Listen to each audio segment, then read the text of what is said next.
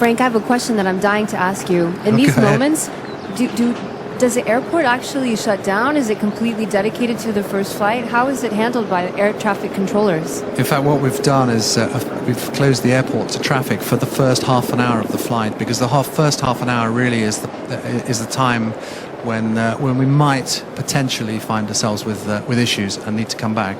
So we've closed air traffic on the runway. One runway is not being used today because it's being worked on.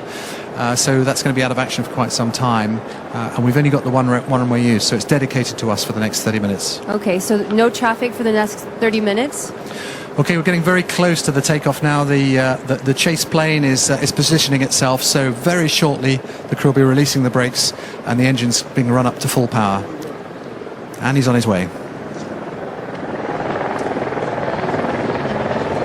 A great moment for all the teams have worked so hard over such a long period of time for this moment. Here we go, ladies and gentlemen.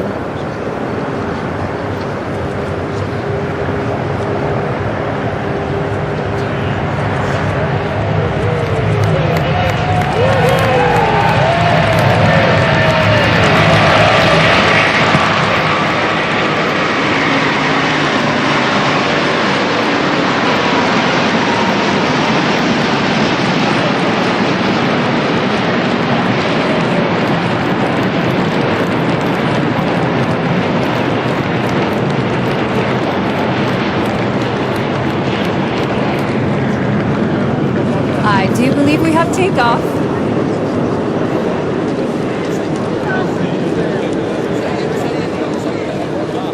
It's a beautiful bird and extremely quiet, I found. Frank, yeah. What is your take on that takeoff? What's your analysis?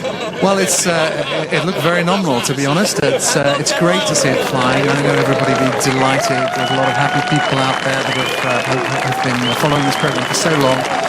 I know the crew will be starting to feel the way around the aircraft, getting used to the handling once they're above the clouds there. So I don't know whether Pierre wants to say a few words about their initial thoughts.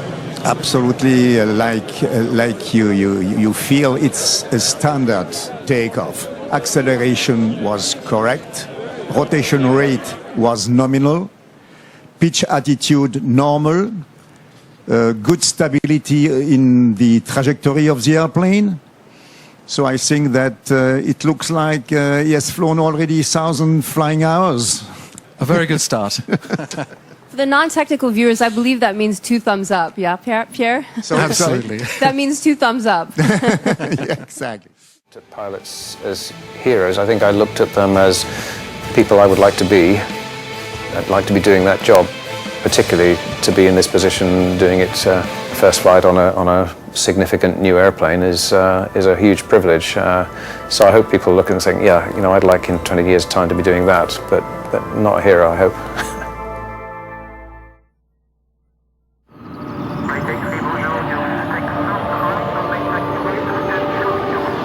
Obviously, you have to be a reasonably capable pilot to do the sort of things we're doing.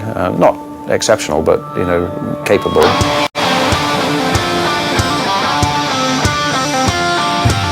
I think the most important thing in terms of flying is to have an appreciation of what's reasonable to do and what's not. You know, doing things for the first time, you can never guarantee entirely the safety.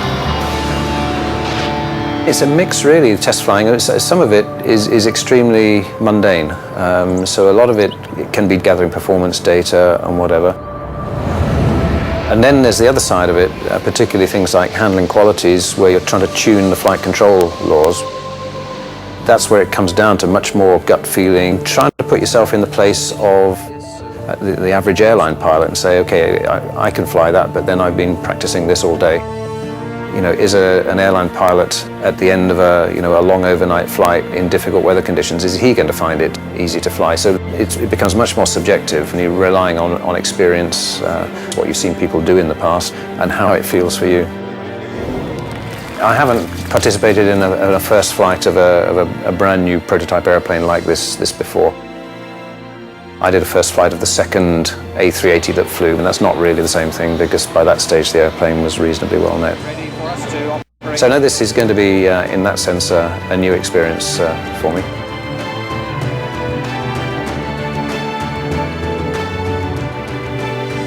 It's something that a lot of test pilots never get to do a first flight like this, so I think it's, I'm very lucky to be in the position I'm in at the moment. If we can do it, I'm sure other people will do it.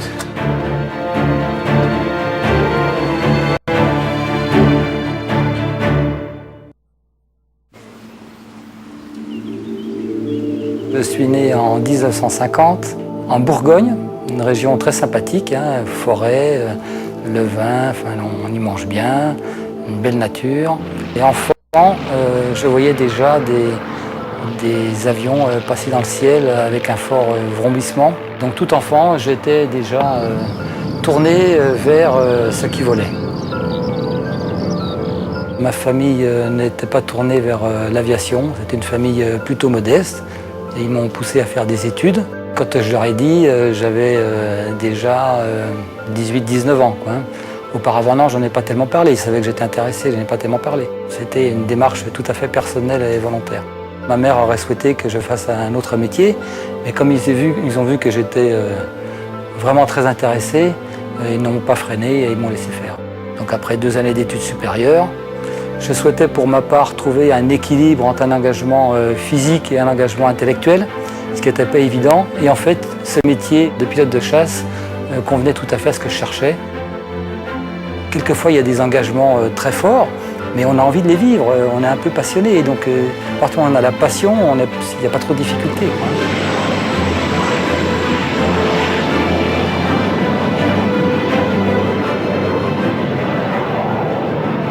Tout pilote d'essai rêve dans sa vie de faire un premier vol sur un prototype. J'aimerais bien le faire une basse vitesse, oui. Tu feras celle de la Confoul. Je considère que je suis privilégié et très honoré d'y participer. Pourquoi moi? Ça, il faut le demander à mes supérieurs. Peut-être parce que j'ai été pilote d'essai, pilote de chasse, pilote de ligne, donc ayant couvert plusieurs domaines de l'aviation. Le rôle du pilote sur un projet tel que le 350 est en premier lieu de participer à la définition du cockpit de l'avion. On peut partir d'une feuille blanche pour développer une nouvelle fonction, pour innover. Je crois que le pilote d'essai, une des grandes qualités, c'est d'être honnête, mais sans travestir la vérité, d'être un transmetteur intégral de ce que l'on vit. Donc il ne faut pas masquer les faiblesses, les difficultés qu'on a eues, parce qu'elles peuvent servir aux autres qui peuvent tomber dans le même piège, par exemple. Pas surestimer ses capacités. C'est énorme. Ah oui, je crois, oui.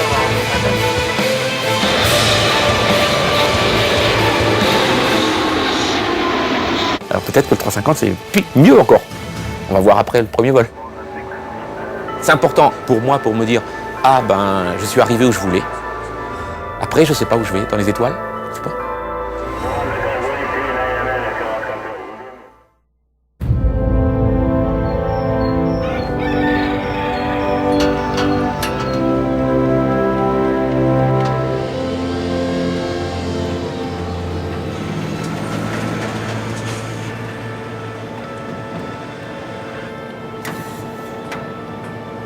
Mais j'ai toujours dans ma poche ma petite lampe.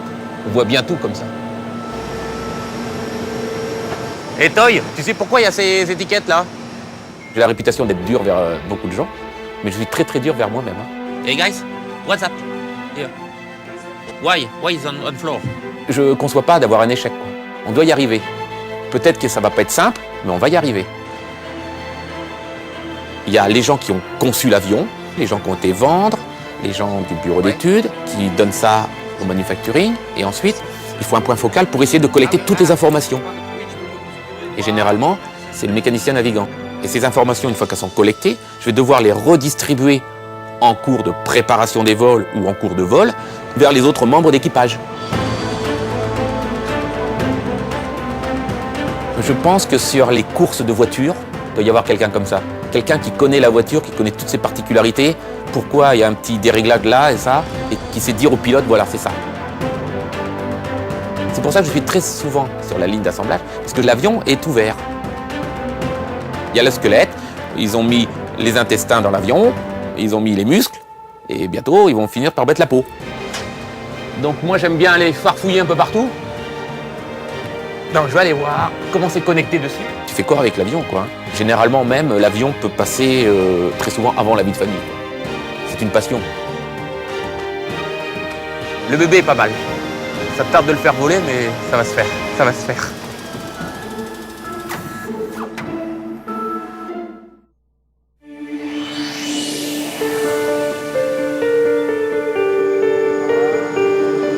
Un décollage à 0,8 down. When I was a kid, my father would used to take me on Sundays to the near the Madrid airport, near Barajas, and we would be spending the afternoon having a picnic there and just watching the airplanes fly. And so it was, for me, it was something that always amazed me. And to be quite honest, it amazed me still. Yes, please, show me. What do you want to see?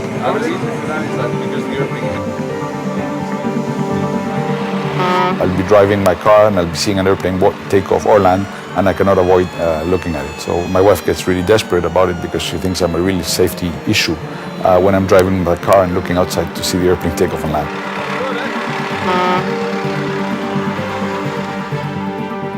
I graduated as an aeronautical engineer in Madrid, and then I went for a 3-month internship at the McDonnell Douglas. After my internship, they offered me the possibility to stay. You know, I was a bachelor, I was 24 at that time. You know, what better place to be?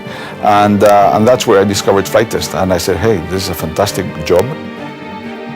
I stayed at Douglas for 3 years, and then after that, I was hired by Airbus. So I think it's a combination of training, of dedication, of a lot of passion, and a fair amount of luck also.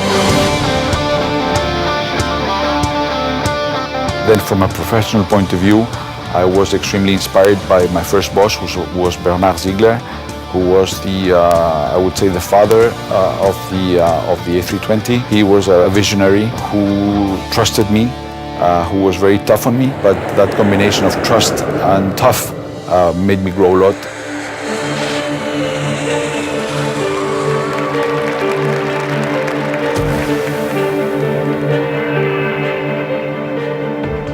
Probably I will do no more first flights in my professional career. I would not say I'm living it with the same excitement as the very first one, but I think I'm living it with a degree of responsibility certainly bigger than what I had in the first one. I understand better what it means for myself, for my team, and for the company. I'm proud to be part of it. L'oxygène. L'oxygène, c'est pas complètement finalisé. We want to go now. We want to go.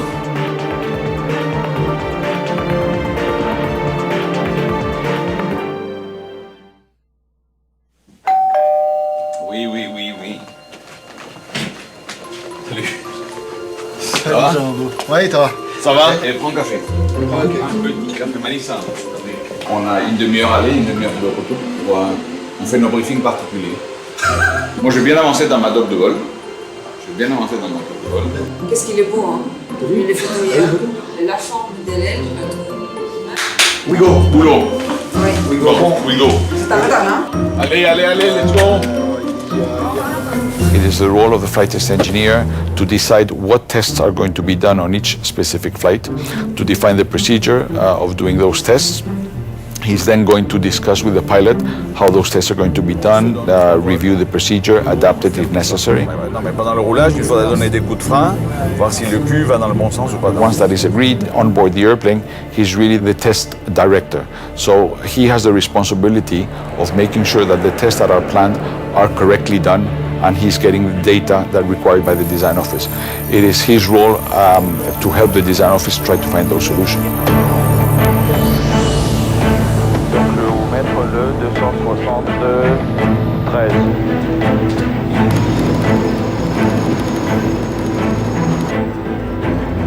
When you're flying an airplane for the first time, but at any flight, you're using all your senses. You have a lot of instrumentation, massive amount of instrumentation to see how the airplane is behaving, but it's also very important to hear. The airplane breathes, the airplane makes noises. The air going through the airplane makes different types of noises. So it is very important for us to keep an ear open of what the airplane is telling you.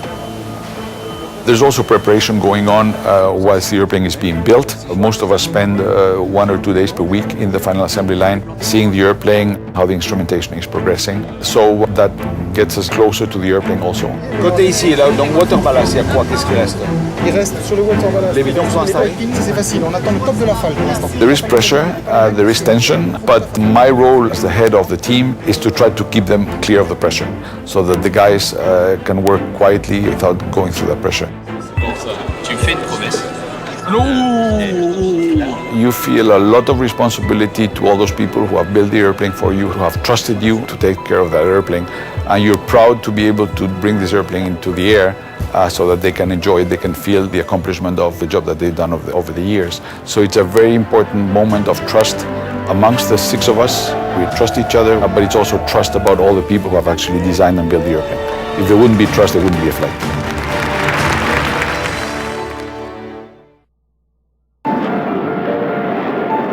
My grandfather had a house in Burgundy. This is a place where fighters are flying quite low. You can hear a fighter coming, so you hear the noise, and then you are, where is it? So you are looking for it. So you had to see them before your brother or before the cousin. You have to guess what was the aircraft was. It's a carrier that was developed step by step, and that was not at all planned from my childhood. I became first a Navy officer, then I entered the aeronautical world, then I discovered that I could become a flight test engineer. I went with my CV. Are you interested if I propose to you this CV to become a flight test engineer in Airbus? And in 2001 I was there. So I was lucky enough to be selected to participate to the 380 campaign. After that, I was asked to be part of the team on the 350 flight test team. I joined the team as an engineer. They wanted an engineer with them in 2007. I was more looking for an interesting job than for money. I was looking for something which would, make my life different.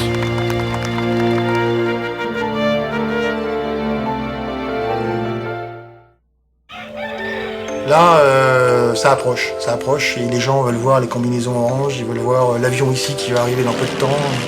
Et ce genre de campagne d'essai, c'est unique. Il n'y a pas 36 000. Maintenant, il y a le 350 qui est un superbe avion. Tout le monde a envie de le voir voler, envie de travailler dessus. Non, demain matin, je supprime le call. La seule chose, c'est est-ce que tu peux me confirmer que pour demain matin, d'accord, ouais. Là aussi. Le 350 arrivé, c'est des essais hyper passionnants pour lesquels on a été formé, pour lesquels on vit. Le bureau qu'on préfère pour nous, c'est vraiment le bureau en vol. Il faut bien être au sol de temps en temps, mais le bureau en vol, c'est un bureau passionnant. C'est les yeux qui pétillent et qui on va faire un super vol, on va faire des décrochages, on va faire un premier vol.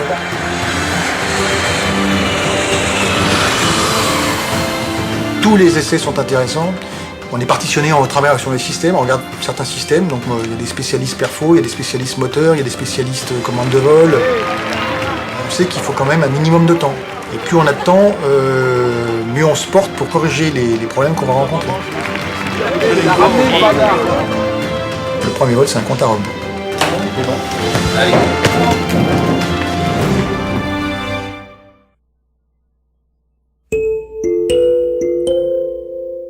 The first time I put an orange suit, it was in Open Air. And it was a great sensation at the end. More or less the dream of an incoming flight test engineer because I was still a trainee. I was born in Italy, Sicily. My grandfather was a military pilot in the Italian Air Force. Maybe someone could say that I had it in the blood. I was a kid, frankly speaking. Then in 1991, I was studying. He's right. Flying door. This time it will be a flying door. I can tell you today, it was really emotional together with Didier. We joined this company just before and just after the launch of the A350. So this is somewhere our baby, and I'm very pleased to see such a nice baby. Thank you to all of you. I love you. Not you. So now we move over to Didier Evrard. Just before we do that, we would like to have a couple of minutes to show you a video like the start of the journey that started back in 2006 and all the way up to the assembly of the first aircraft. So let's look at some images. We have a lighter, robust, repairable structure. Now with over 50% composites. We've increased the cruise speed up to Mach 0.85. Optimize the material selection for each part of the airplane in terms of cost effectiveness, robustness, and in terms of maintainability. Airbus is back and well back.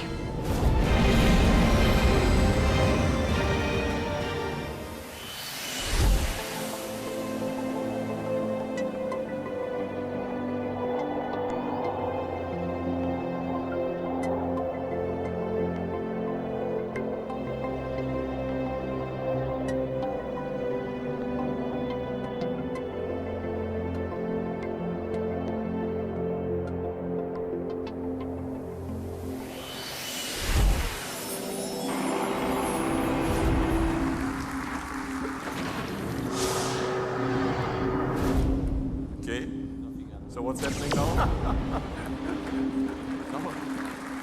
Now I finally get it.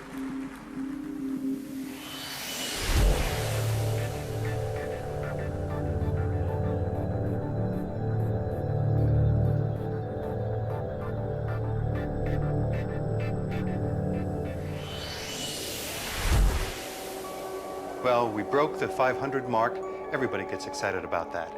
Well, Ethiopian's been around since 1946. One of the oldest operators and one of the most prestigious in Africa. Very good, very well managed airline, even if they do buy mostly Boeing products. But it took our A350 to break in there. We're very proud of that win at Ethiopia.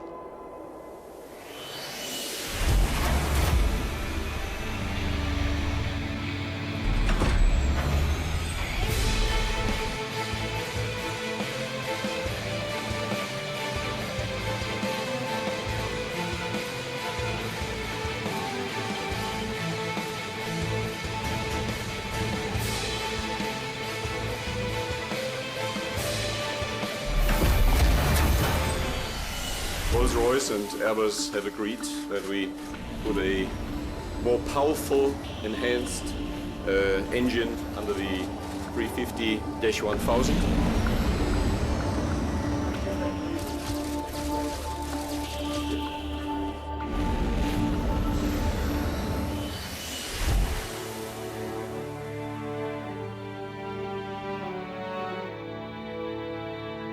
This building will be named the Roger Bataille Final Assembly Line.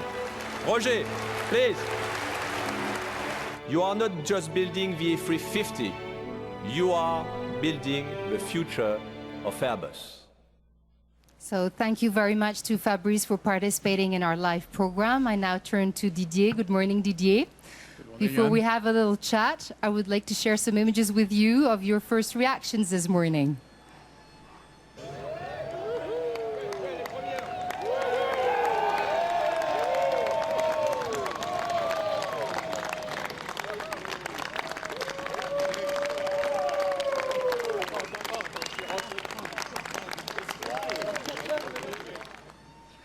So Didier, how do you feel today? I think it's visible. I feel already better. I don't feel good yet because the aircraft needs to come back. And you heard Fabrice before. He said I was making missiles before, so I'm still I'm still expecting this one to come back. But beyond the joke, I think this is really a fantastic day, a magic day again. Where we have one team of people, which is not just the team at the top of the program, but all the teams who feel really good. I keep receiving messages this morning congratulating Airbus and the team for this accomplishment. I feel also very proud that our customers, some of our customers, could attend the event, and they really immediately concluded that this aircraft would be very good with them. This aircraft really has a lot of interest. I was sharing with Fabrice some figures that we got in. We're followed out there on Airbus.com and on social media channels, YouTube. Some 50,000 people are live connected watching this program today. So that's quite amazing. So for you, is this first flight, I would say, an accomplishment, an achievement, or do you see this like a new chapter of something else?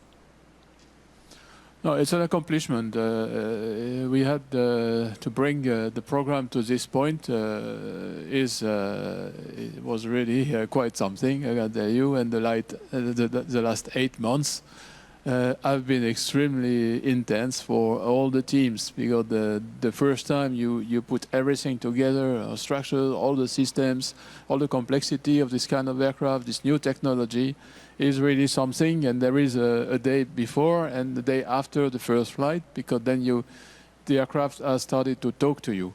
But of course, as the head of program, I need to move to the next step. But indeed, we have already moved to the next step, and it's not just this aircraft that's flying.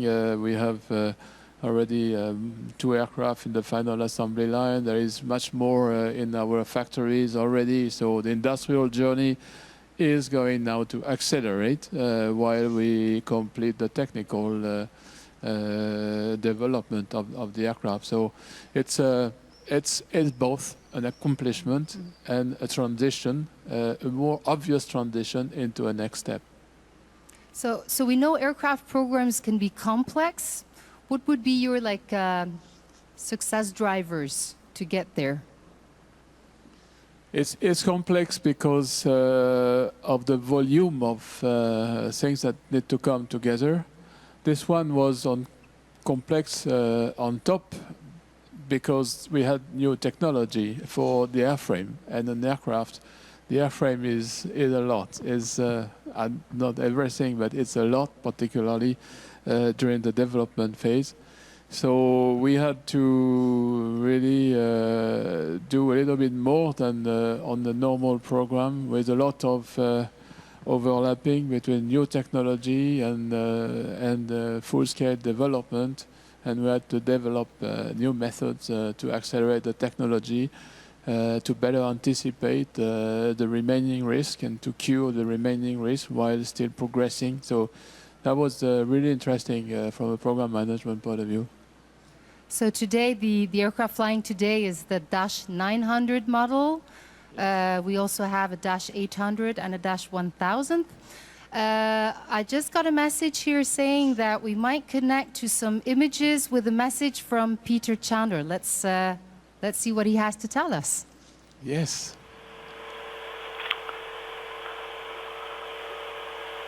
Okay, so this is Peter Chandler now, just transmitting from the airplane. We've been airborne for an hour and 3/4 now.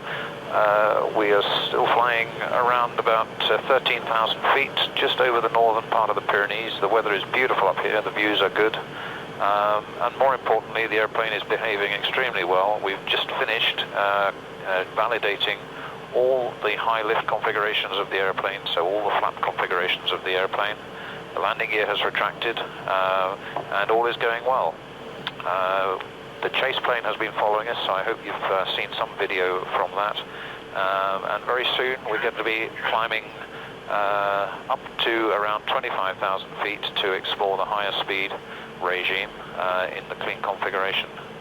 So at the moment all is going extremely well, and we're on schedule. Thank you, Peter, for these wonderful messages. So Didier, after the first flight of the -900, what's coming up? The second flight, for sure. So we have a very comprehensive and intense flight test program, more than 2,500 hours with 5 test aircraft. So that will keep us very busy for the next 12 months. And in parallel, we have, in fact, two big important streams. One is to ramp up our production, and this needs to be done in the most seamless possible way. And this is going to involve a lot of people or our supply chain, so that will be something. And then we have to prepare the entry into service with our customers. Our first customers, Qatar Airways, and then it's a new aircraft, it's a lot of new technology, and we have to really prepare hand-to-hand with them so that when they get the aircraft, they can operate it with the highest possible operational reliability. And for sure, the Dash 1000 is now the next baby to take to the air. This will be in 2016, but 2016 is not that far away, and we are already working very hard on this. I have a dedicated team on that. So it's not going to be boring after the first flight, I can tell you. So about the test program, we have Wolfgang with us today, and he's our experimental test pilot. So Wolfgang, you will also be flying on the A350, right? I hope so, and I hope very shortly, but there is a lot of pilots in the queue, and we will see how it works out in the next couple of weeks. What would be your role? Well, for the 350, I'm responsible for the operational certification of the airplane. That means at the end of the day, when we certify the airplane, every pilot who has already a 330 type rating, he can fly the 350, because we will have a same type rating, 330, 350. The pilots only have to go through a differences course because we have some new exciting systems in the 350, which the 330 doesn't yet have. And so it will be very easy to transform for the pilots from one plane to the other. So basically that is part of the Airbus philosophy, the common type rating. That is correct. And in addition to the common type rating, we also have the cross-crew qualification. That means whether you fly a 320 or a 380, you can convert tomorrow to another Airbus type only within weeks, and not taking you off the line, which is very cost-saving for the airlines. Thank you. So Didier, there's a lot of people out there watching us, and of course a lot of future passengers for the A350. When will we see the first cabin? The first cabin will equip our aircraft number 3 in the order of coming to the sky. So it will be very soon. In fact, it's already in the final assembly line. But we have already a full cabin installed in Hamburg, and that we've been testing already for 6 months, so that we are preparing a very comfortable but also very reliable cabin for our airlines and passengers. So I think it will be a good choice in the future to fly an A350, I'm sure. I'm sure of that too. Just one question. This morning, everybody was very impressed by the silence of the aircraft when it took off. We barely heard it taking off. What is the magic recipe? Oh, you know, sometimes you can't distinguish magic and technology. But there is no magic, there is technology, and this is technology. It belongs to the whole power plant system. For sure, the Rolls-Royce engine, the Trent XWB, is a very quiet engine on its own, and around it there is a lot of acoustic technology which are developed inside the nacelle, in the air intake. So all this contribute to the perception of noise, which is extremely low on this aircraft, and of course it will also be good news for the passengers inside the aircraft. So about a month ago, this aircraft rolled out, I would say, silently out of the paint shop. And, you know, it was witnessed by a lot of our employees. I invite you to watch some of these images.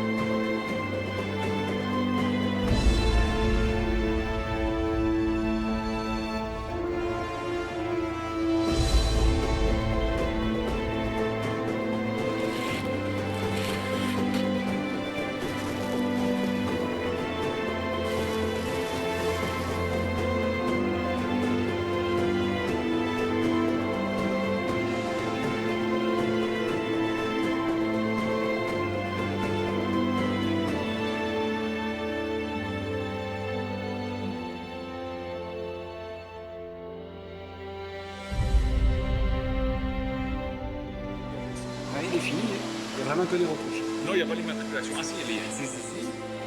L'immatriculation spéciale.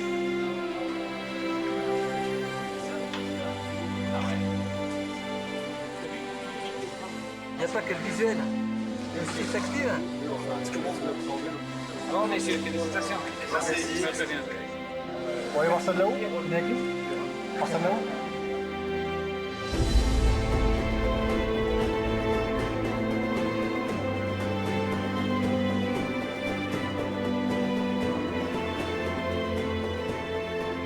Et ça, c'est mon monsieur. Bon, mais il faut s'y mettre maintenant. On se rapproche. Vincent, c'est son travail. On est très impatients maintenant. Next step, fly. To check if the paint is very nice. Or after takeoff, you're no paint.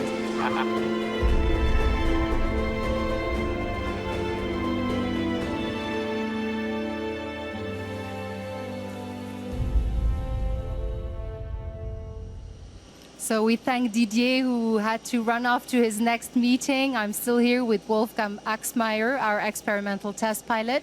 So Wolfgang, we have just seen the beautiful images of the aircraft when it's rolling out of the paint shop. So basically, it's built, it's painted, it's rolling out of the paint shop, and then it's, I guess, handed over to the flight tests. That's true. Actually, the handover for us means that we first time we are allowed to touch the airplane, and our mechanics can do work on the airplane, and our engineers can really work with the airplane. Before that, it's not our propriety, and we cannot do anything. So it's for us, it's an exciting moment because we can really start to feel the airplane. And once you've done like your pre-tests, who gives you the clearance for first flight? Actually, when our crew is comfortable to fly with it, Gordon McConnell, the chief engineer, he has to sign a lot of papers. Probably he was still writing last night to finish the last one. And then when he is finished, our crew has to sign that they are happy with what they have seen. And then we have the clearance for first flight. So let's maybe now have some images and let's see how this handover took place. Okay.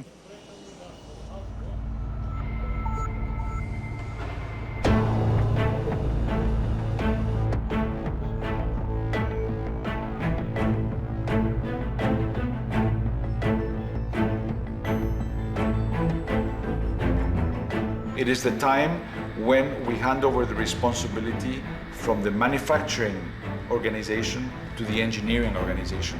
The flight test organization takes responsibility of the airplane in the name of the Airbus engineering organization. Alors comment ça va? Est-ce que tu as des problèmes? Est-ce qu'on peut t'aider? Donc il y a l'histoire de ça dont tu me parlais tout à l'heure. Since about 4 or 5 months, we've been having regular meetings with Gerard and the final assembly team. The purpose is for share where they are with the airplane. They ask us for advice on some questions that they may have.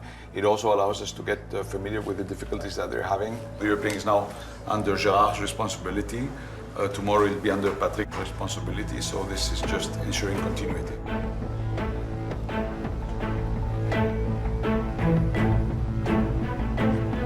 So we classify 47,000 items. All concession has been reviewed and no concession has some impact on safety of the aircraft. So our teams go with the final assembly line teams and with the chief engineer teams, item by item, to make sure does the airplane comply with what is expected? Yes, and if not, why not? What limitation does it bring about, and how are we going to correct that limitation? Donc, fuel analysis, it's okay. Okay. Hydraulic, it's okay. Aircraft is nice, huh? We have the document to sign, so it's okay for me to go ahead with this transfer. This is exactly what you said, a step forward in what you can do. So of course we'll take the aircraft. We have to work tomorrow, thank you. And Sunday. Hopefully, then I propose to applaud you guys. Thank you.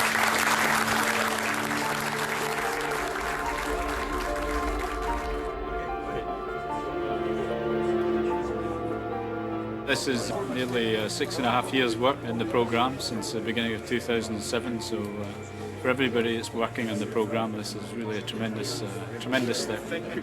Thank you. Voilà. Bah, ça y est, il est arrivé, là, le bébé il est né là. J'ai le certificat de naissance.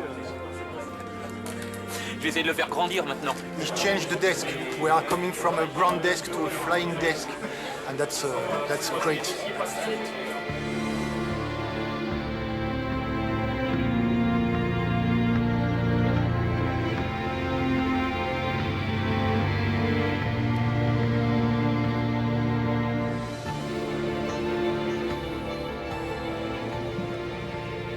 The handover went really well. Good. Went very, very well. We have there's about 4 or 5 points in the logbook. Il est propre là. No, no. Yeah. Ah, c'est pour nous ça. Oui. T'as vu ça un peu? Pas merdeux. Pas on attend 1 minute. The next 2 or 3 days are very important. When we'll start the APU, the first time the airplane will be by itself, we'll cut the umbilical cord. So that's important because that's when we'll start having a feeling as to whether all that we've seen in the simulator is really true or not. So we're very excited about the next 2 or 3 days. So leave us alone, let us work, and rendezvous in 2 or 3 days. Yes, we have very closely worked together with them when we get, let's say, their work packages delivered to us, that they are in the condition we expect in order then to use it. So it's a new technology for us in terms of manufacturing processes. And of course, the benefit is it is light material. It is very low maintenance cost driving material. So it's really a good thing for us. So I invite you to watch some images on this composite structure.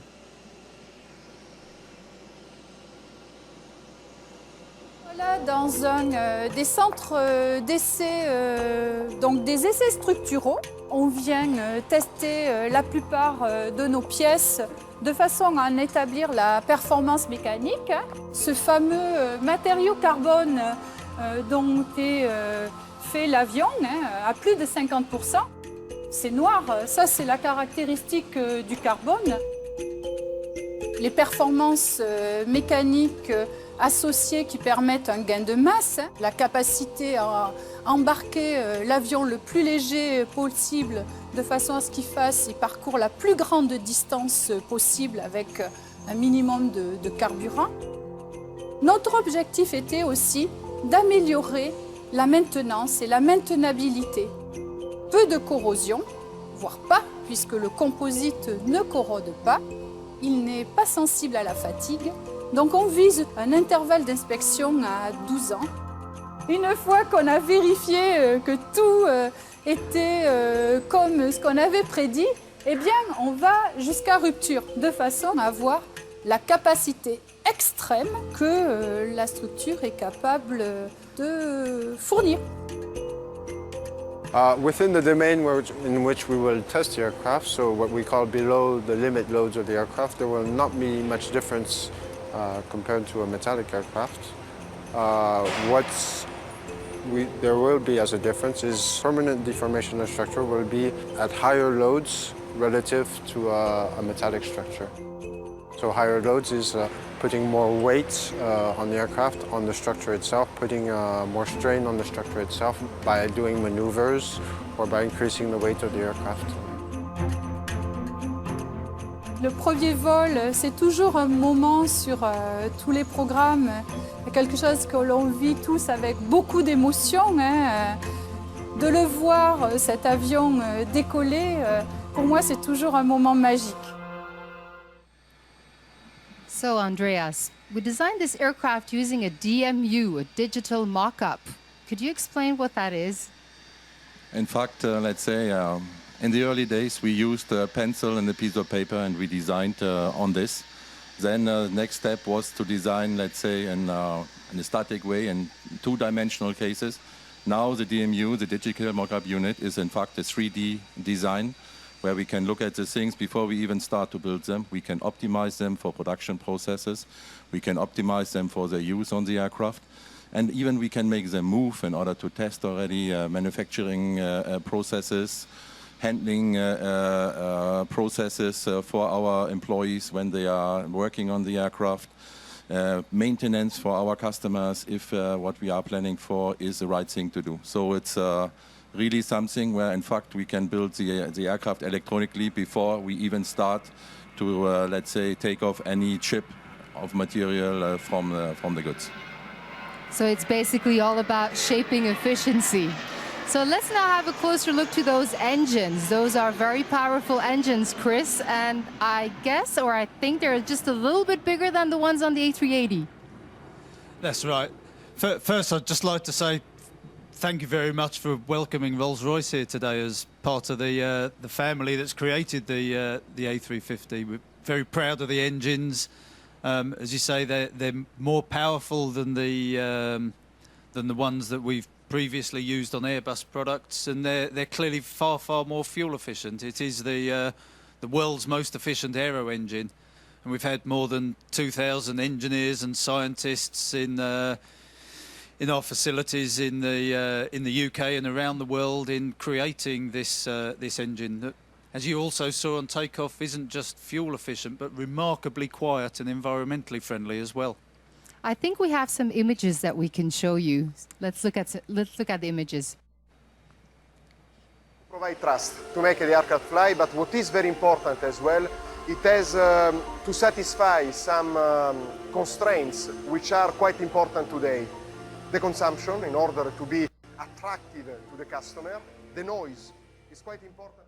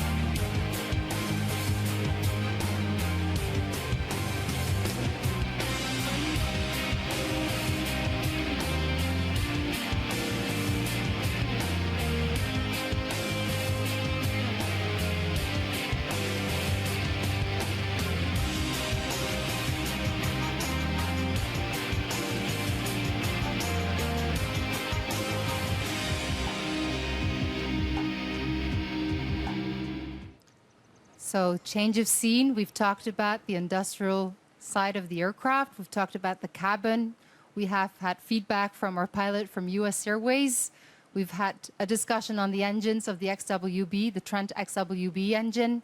Now I'm here with Chris Emerson, who's our Senior Vice President Marketing. So good morning, Chris. Hi. Morning, Anne. So how do you feel today? I feel great, especially after 3 straight months of rain, to see this beautiful day today and then watch this wonderful airplane take off. This is just a fabulous day. So Chris, 613 orders from 33 customers for an aircraft that is basically just flying for the very first time today. That is quite an achievement, isn't it? Oh, it's more than an achievement. It shows that we're on the right steps. This aircraft was designed for a market of almost 7,000 airplanes in the next 20 years.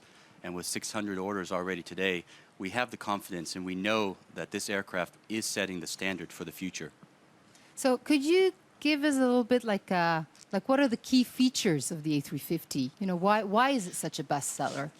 Well, it's a market-matching aircraft. It delivers to its airlines 250 seats up to 350 seats with the full capability of range. But in addition to this, it delivers this with 25% less fuel burn and 25% less CO2 emissions. So it's really, it is the mark that the rest of the industry needs to achieve for. So Chris, you know we're also on our social platforms and we're getting tweets in from all over the world. And I have a tweet here that I would like to share with you and maybe you can comment on it. It's a tweet coming from Thomas who says he has actually a geek question.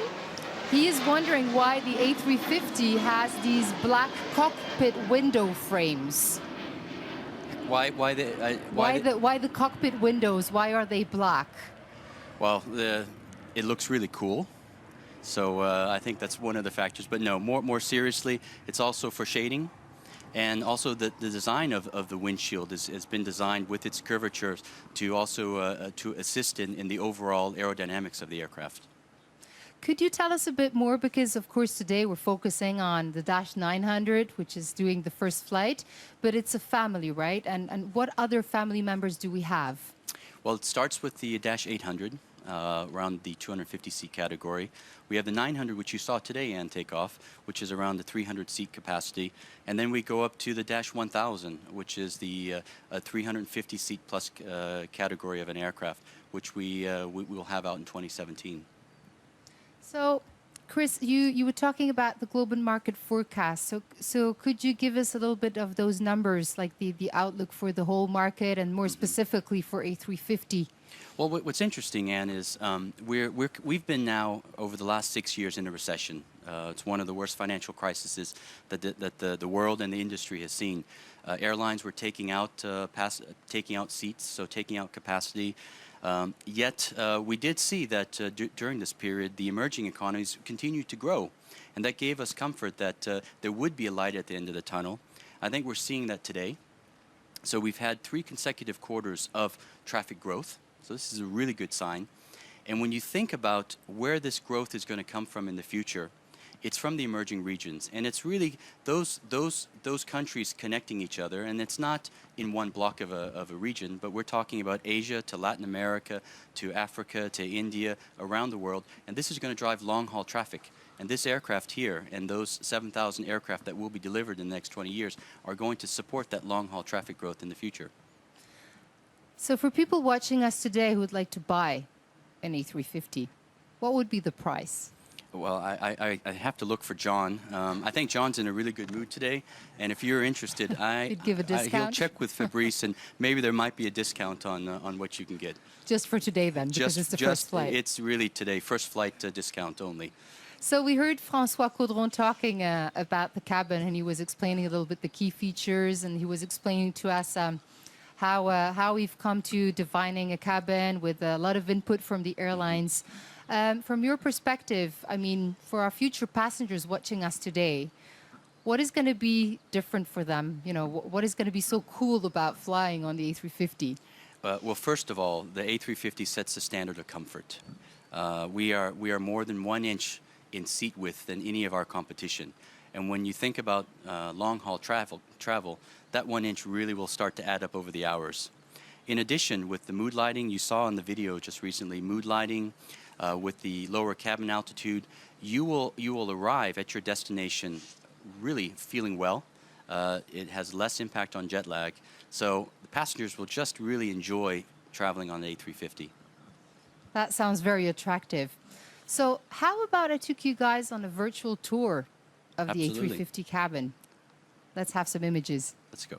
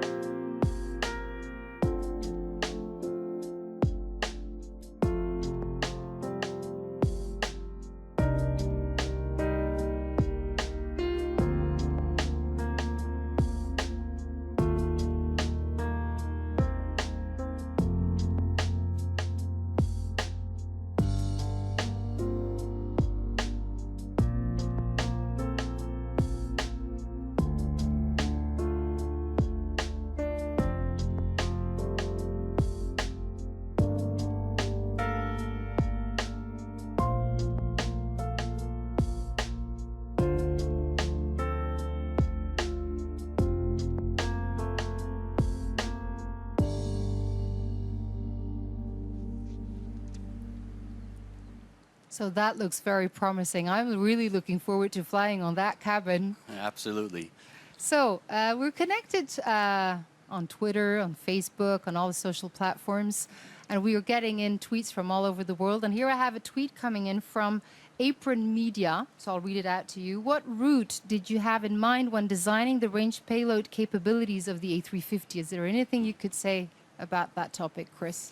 Well, sure. It wasn't one route. Obviously, when we look at how this aircraft will operate in the future, it's many routes. And it's, as I said before, when we look at the demand, the 7,000 aircraft, it is connecting the world's, the cities all around the world. So we looked at many routes, but primarily we're looking at the long haul. And what we want to do with the A350 is we want to design an aircraft that matches the needs of many of our customers, and it allows them to have the flexibility that if they want to operate on a shorter haul, shorter mission, or a longer haul, they have the opportunity with one aircraft family.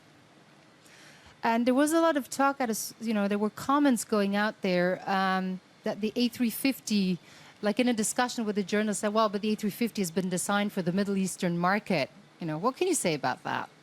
Well, clearly, the Middle East is sitting within one long-haul flight of 80% of the world population.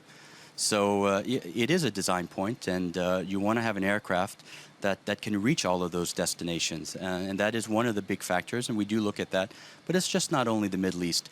I would say when you look at the requirements in the Middle East, they're probably very similar to other requirements. Southeast Asia, Latin America, so they do overlap. So I wouldn't put so much emphasis on just one customer, but more how that customer is planning on operating the A350. And what are the aircraft out there that are trying to compete with the 350? Well, we have the 787 clearly trying to compete. Anne, the 787 was designed as an 8 abreast aircraft. 8 abreast, around also 200 to 300 passenger capacity. But with the launch of our A350 aircraft, we have really pushed them to go from 8 abreast to 9 abreast on the 787. And you know what that means? That means that they're taking comfort away from the passengers. So for the 787 to compete with our A350 in the same capacity, with giving the same capabilities, they have to go one more abreast, reducing their seat comfort from 18 inches down to really, in some cases, we've seen even below 17-inch seats. So we're just between us here, right? Who is the leader in the wide-body market? Well, if you look over the last 5 years, no doubt it is Airbus with the A350 family and the A330 family. We cannot forget about the A330 when we talk about this wide-body segment. But when you add the two of those aircraft programs together, we are looking at more than doubling the sales versus Boeing's wide-body fleet. So okay, let's talk about the A330. I mean, the A350 is flying today for the first time. It's a reality, but we have an A330 out there, which is a wonderful aircraft and which is selling well. Mm-hmm. What could you tell us about the A330? Oh, well, how much time do we have? Keep talking. We could go for a while. Well, first of all, this morning we saw another first for the A330 program. We saw a Cebu Pacific A330 takeoff with 436 seats, high-density aircraft. It's probably, I think, the third lightest aircraft that we've ever manufactured, and it's going to open up new routes for its operator in the high-dense markets. Another first is our 242 weight-ton variant, which is adding another 500 nautical miles of capability to this aircraft. We'll see further fuel burn improvement. And you start looking at this and you say, well, I mean, this aircraft entered into service in the 94s, but what most people forget or we're not quite aware of is just over the last decade, we have invested euro for euro again in this program for what we initially paid. So this aircraft is a very new, capable aircraft. Now, when you look at it from a customer standpoint, okay, it has the equivalent capabilities. It has the same capacity. But when we look at it from a total cost of ownership, so we look at the cost of operating an aircraft plus the cost of ownership, and we look at lease rates, the A330-300 is 6.5% cheaper to operate than a 787-9. So the same capacity, the same capabilities, but 6.5% cheaper on a total cost basis. And with that, you can see clearly, if we compare the A330 family with the 787 family, that's why over the last 5 years, the A330 has outsold the 787 5-1. There's some discussion going on social platforms about paper aircraft versus real aircraft. Mm-hmm. Enlighten me. I love paper airplanes. You know, growing up, I spent a lot of time trying to fold those paper airplanes, having competitions. How far could they fly? How straight would they fly? How do you make them do a loop?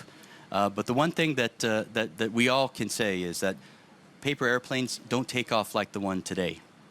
And just looking at this A350 today, really we need to look at and as Didier was talking about, the performance of the program, getting this aircraft off the ground on time at 10 o'clock today, which was fabulous. But no, it's there's going to be a lot of talk about paper airplanes because of the threat of the A350. And when I talk specifically about paper airplanes, the ones that are out in the press today, we're talking about what the A350-1000 is poised to do in this marketplace. The A350-1000 with about 40 tons less weight than the 777-300ER today, 25% less fuel burn. It's really going after the 777-300ER, which has really had the marketplace today. And the threat is there for the future. And when this aircraft, right now, if you look at the entire A350 family, 8 of the top 10 largest 777 operators have taken orders for the A350. And this is great. And most recently, if you look at Cathay Pacific, you look at British Airways, their endorsements for the A350 1000, you can see that this aircraft is the standard for high-capacity long haul, so really replacing this 777-300ER. And paper airplanes now need to be put on the table. You need to, I'm sure the competition needs to see what they can do, but adding seats, trying to put more improvement, you're going to have to go after an all-new development if you want to beat the A350. So, Chris, I'm sure that with regards to the next event coming up, the Paris Air Show, you're not going to reveal any potential announcements to us, but will we have some positive news next week? Oh, that's also something for John. If we all know John very well, and I don't think he's going to let a Paris Air Show go by without something special happening there. But we'll leave that to a surprise next week. But we are looking forward to the Paris Air Show. We have a lot of our messaging together, and we're looking forward to seeing how the competition is out there in full force. And we have a great product. We have a great family of aircraft, and we're looking forward to it. Someone who's looking forward to the A350 is CIT, and we have a comment from them. Let's watch the images. 50 represents a big opportunity for CIT and its airlines. We believe the new technology engines will bring the seat mile cost for the aircraft to a very competitive level in the industry. And our airlines are looking forward to operating the aircraft with its wide cabin. The seat weight and extra comfort it brings will be something that the airlines will look for. So thank you very much. Now we have some images, I think, from the aircraft flying.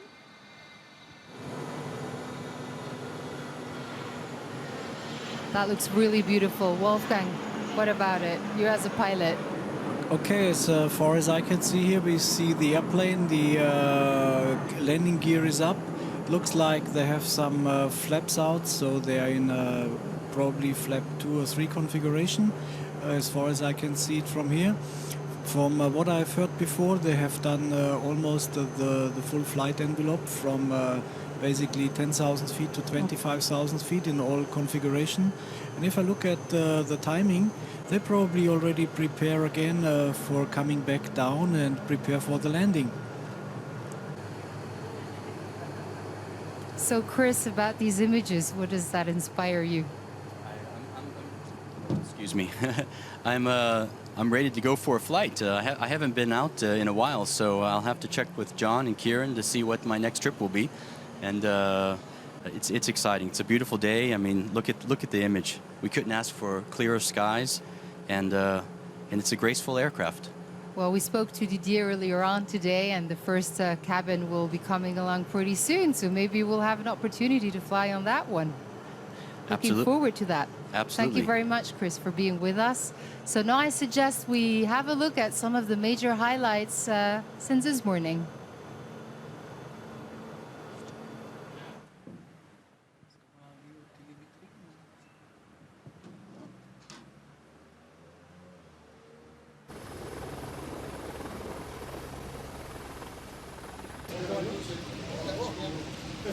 Hi, Paul. Good morning. How are you? Yeah, I'm Here's good. some plots.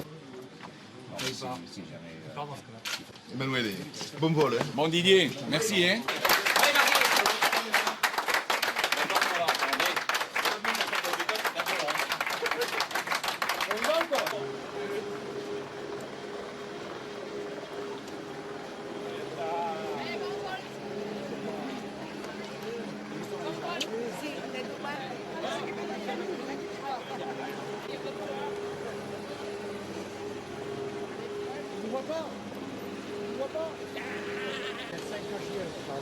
Là, c'est bon, Gabi.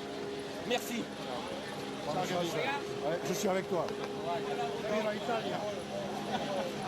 Merci, David. Vous allez bien? Ça va et toi? Ouais, nickel. On y arrive. Yes. Non, moi je vais par là, moi. Moi, c'est par là que j'habite.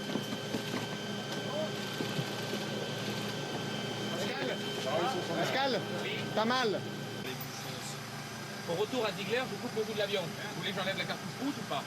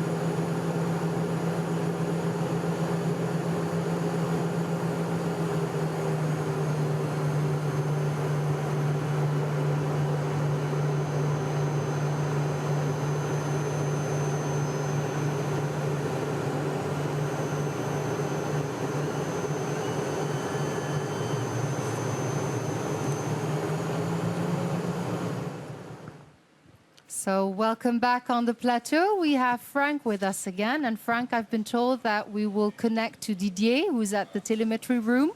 So let's connect with Didier and find out how the flight is performing.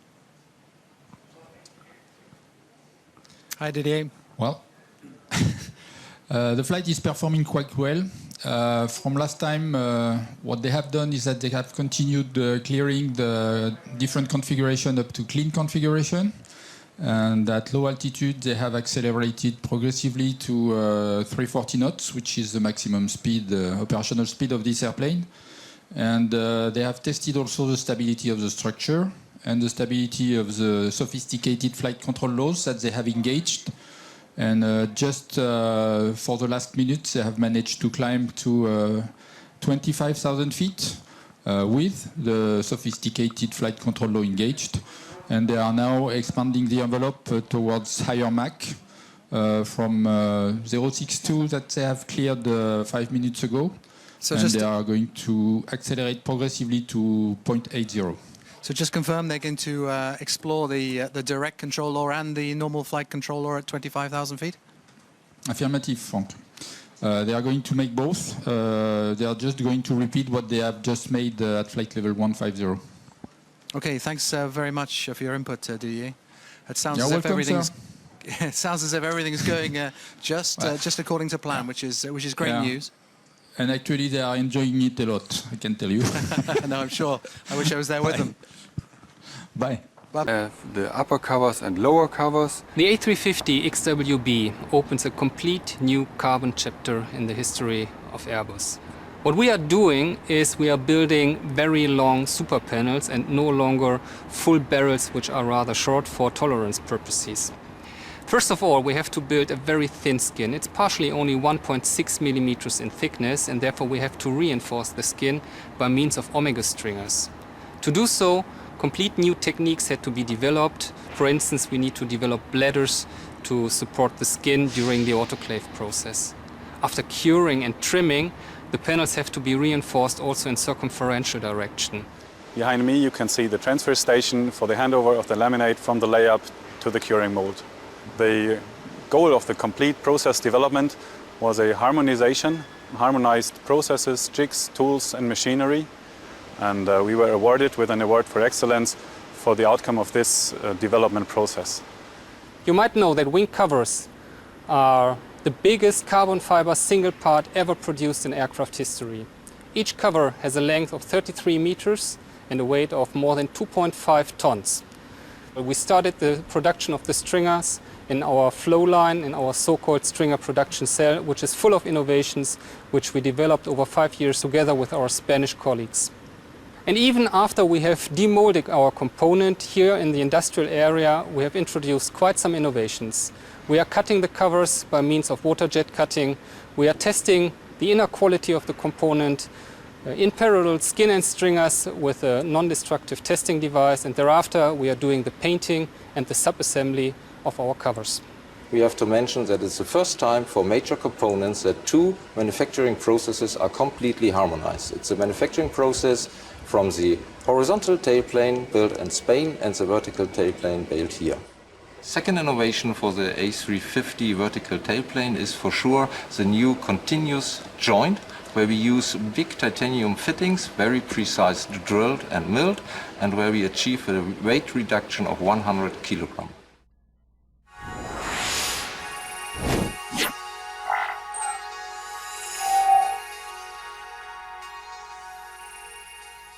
The main challenge we have is to come from metallic to composite and to ensure that the people that are able to cope with this new technology. The DMU is used at different stages of the process. It's used upstream to design, make the conception of all the structure on the system.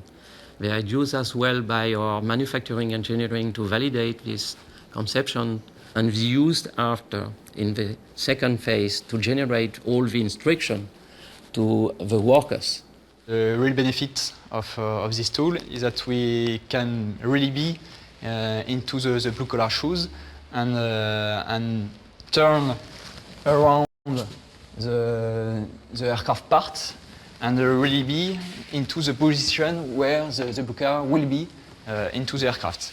Mira est un projet de réalité augmentée, donc le but est d'utiliser la maquette numérique de l'avion, de la traiter et par l'intermédiaire d'une tablette tactile venir dans l'avion pour contrôler d'une part tous les supports fixes et puis pouvoir échanger avec les différents services sur l'état d'avancement de l'avion. On the A350 program, we introduced two major innovations in terms of build process. The flow line consists in moving the aircraft each time a new aircraft is arriving in the line. And the second one, the modularization, is the pre-equipment of systems and equipment on sub-assemblies outside of the aircraft, which will be introduced afterwards in the aircraft. Since we introduced the flow line on A350, all the legacy programs in Saint-Nazaire decided also to go to the flow line. We have decided at the beginning to launch immediately lean manufacturing concept. Here you have an example of a toolbox dedicated for an operation and not for an operator only. We have a dedicated place for each tool of this operation. Like this, the operator can check at the end of the shift if all tools are coming back. If not, immediately we have to check on aircraft to avoid FOD inside. Le fait d'être sur un début de programme, nous rencontrons parfois des difficultés, ce qui nous pousse à aller au-delà de notre métier d'ajusteur-monteur et d'avoir un travail de réflexion et de concertation pour trouver des solutions. Definitely there's a technological breakthrough. We see the composites are very present in the aircraft. Also from a systems installation point of view, there is much modularity in the equipment, and I'm very confident that in the next years we are going to drive the performance to a point where it has never been achieved yet.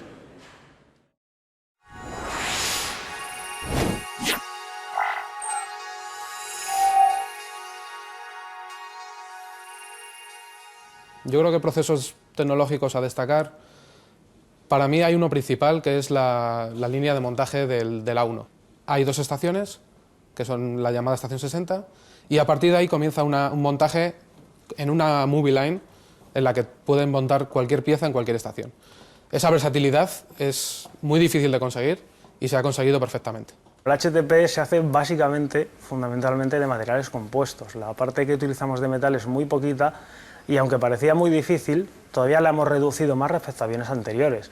Hemos conseguido sacar las piezas internas de metal completamente, solo queda una. O sea, es ya todo lo que no es material compuesto es completamente, su utilización es completamente marginal. Cuando hablas con alguien que está fabricando una pieza de carbono, utiliza términos parecidos a los que utilizaría un artista, ¿no? Entonces casi lo consideran una obra de arte cada pieza. Una de las mejores cosas que he vivido en el 350 es esa armonización, no solo en cuanto a las soluciones, sino también en la forma de trabajar, la forma en la que acometemos los problemas, nos enfrentamos a ellos y sobre todo la forma en la que los solucionamos. Todo se hace a través de una organización central industrial que nos da un soporte estupendo y nos ayuda a solucionar cosas que de otra forma no hubiéramos sido capaces de solucionar o a tiempo o incluso durante las primeras ejecuciones. Los aspectos tecnológicos que se han mejorado aquí en el A350, como se puede ver aquí atrás, la T-drill automática y las máquinas semiautomáticas con las que trabajamos, que nos hacen reducir las no conformidades del producto y obtener mayor calidad. So the feature of the program is built today by creating confidence in our customer that we are capable to deliver on our commitments. That's the key thing. The second one I would like to mention is the development of the Dash 1000 version. The Dash 1000 from the program, from the product positioning in the market is fundamental. It's fundamental because it's giving us the possibility to really compete with advantages over our competitor. So welcome, Gunter, on our live program. Good afternoon. You are Chief Operating Officer. So how do you feel today? Wow. It was an incredible emotional experience this morning, watching along the runway the takeoff of the A350. It's very hard to describe these emotions. I would like to give it a try. On the one hand side, it's tears and goosebumps. That's at least what I felt and what I have seen this morning.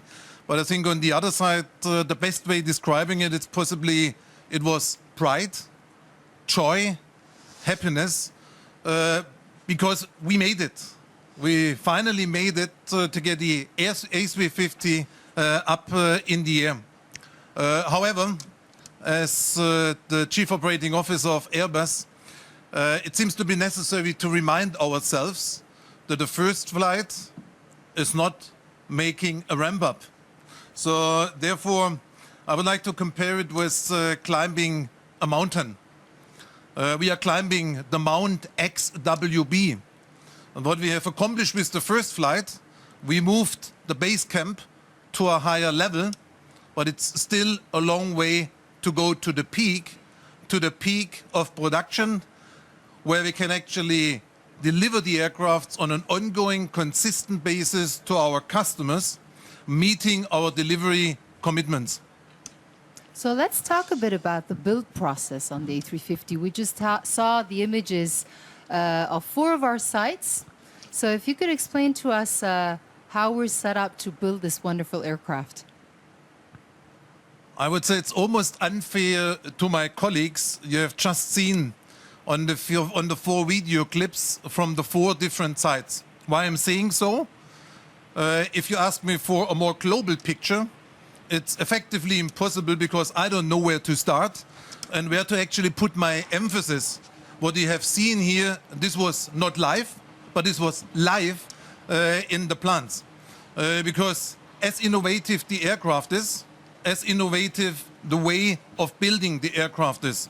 I'm not saying that we effectively turned each and every stone of our so far well-established serious processes and bits and pieces of equipment into a different shape. But I would at least say that the vast majority of the production world at Airbus, but also the production world of our suppliers, as it already was mentioned by Klaus Richter, got effectively changed. So, in saying this, if you don't mind, I would like to take the opportunity to thank all of the employees at Airbus, but also all of our colleagues along the supply chain at our RSP, at the suppliers, for their great contribution, getting something which looked years ago like something in the sandbox into reality. And as we have been ready today for the first flight, I feel pretty comfortable that we are also ready for the ramp up. Although, as I said, it's still climbing a mountain. So what exactly has changed in our production sites? First of all, just in order to make sure that we all get the same idea about production of the A350, we have not just recently started with production. With the first layup for the composite parts, we started already some 3 years ago. So as somebody might think A350 is going to be live as of today with the first flight, A350 was part of our life already for the last 3 years. The industrialization of the A350 was, I would say, almost like a real revolution. Because, as I said, most of the processes got changed. With the processes, we had to change, according to the material requirements, the equipment, the jigs, the tools, and we had to make ourselves with something familiar, where we had great experience already since the A300 composite, but using it to the large scale, producing fuselage completely built of composite, or producing wings, wing covers, where the structure is completely made of composite, 32 meters long. I think this is quite a challenge. So therefore, I would say, as much as we have changed with the equipment and the processes following the requirements of the material, as much got changed along the supply chain, not only because we decided to go for what we call the risk share partner concept. I think our overall supply chain has become much more international, which also required that we as an organization actually went with a great team of a team effort beyond our national and functional boundaries. So in the images we already saw 4 of our sites. Could you explain to us what are the main components that are built in the different countries? Without naming all of the sites, and I formally apologize for this, just to get it according to the so-called Airbus nations in France. As an example, Saint-Nazaire delivers the front and the center fuselage. The aft and the forward fuselage and VTP comes from Germany. The wings are built in Broughton and equipped in Bremen. The HTP comes from Spain. And last but certainly not least, from Sautellois, here in Toulouse, we get the pylon and the nacelle. So this is a real international network. This is a masterpiece of European collaboration, as Airbus, by the way, is the role model of what can actually be accomplished in Europe if we actually work across the borders, if we join the forces, and if we all work towards one and a common objective. And if it is an emotional one, like the first flight and the ramp-up of A350, I think it's not too much of a surprise that everybody is excited and that finally everybody is delivering. No, absolutely. So we've spoken about the industrial setup, we've spoken about the robust supply chain, but all of this would not be possible without the tremendous workforce we have in Airbus. So I would say last but not least, let's talk about that tremendous workforce. So Thierry, you as our Chief HR Officer of EADS and Airbus, how do you feel today? I think everything has been said already, and I don't want to repeat the same words than Günther or Klaus or my other colleagues, but it's all about emotion and pride. And of course, this is a human being adventure. And for now many decades, we are demonstrating, even in the year 2013, that we can continue to deliver a big emotion with our people. And at the end, when you look at this aircraft, marvelous aircraft, beautiful aircraft, when you look at its complexity, because the people working on this aircraft can confirm that we have a very high level of complexity. We have a lot of breakthroughs in terms of technology. It's all about people behind. And they have been able to do it, and I think we can be very proud of our people.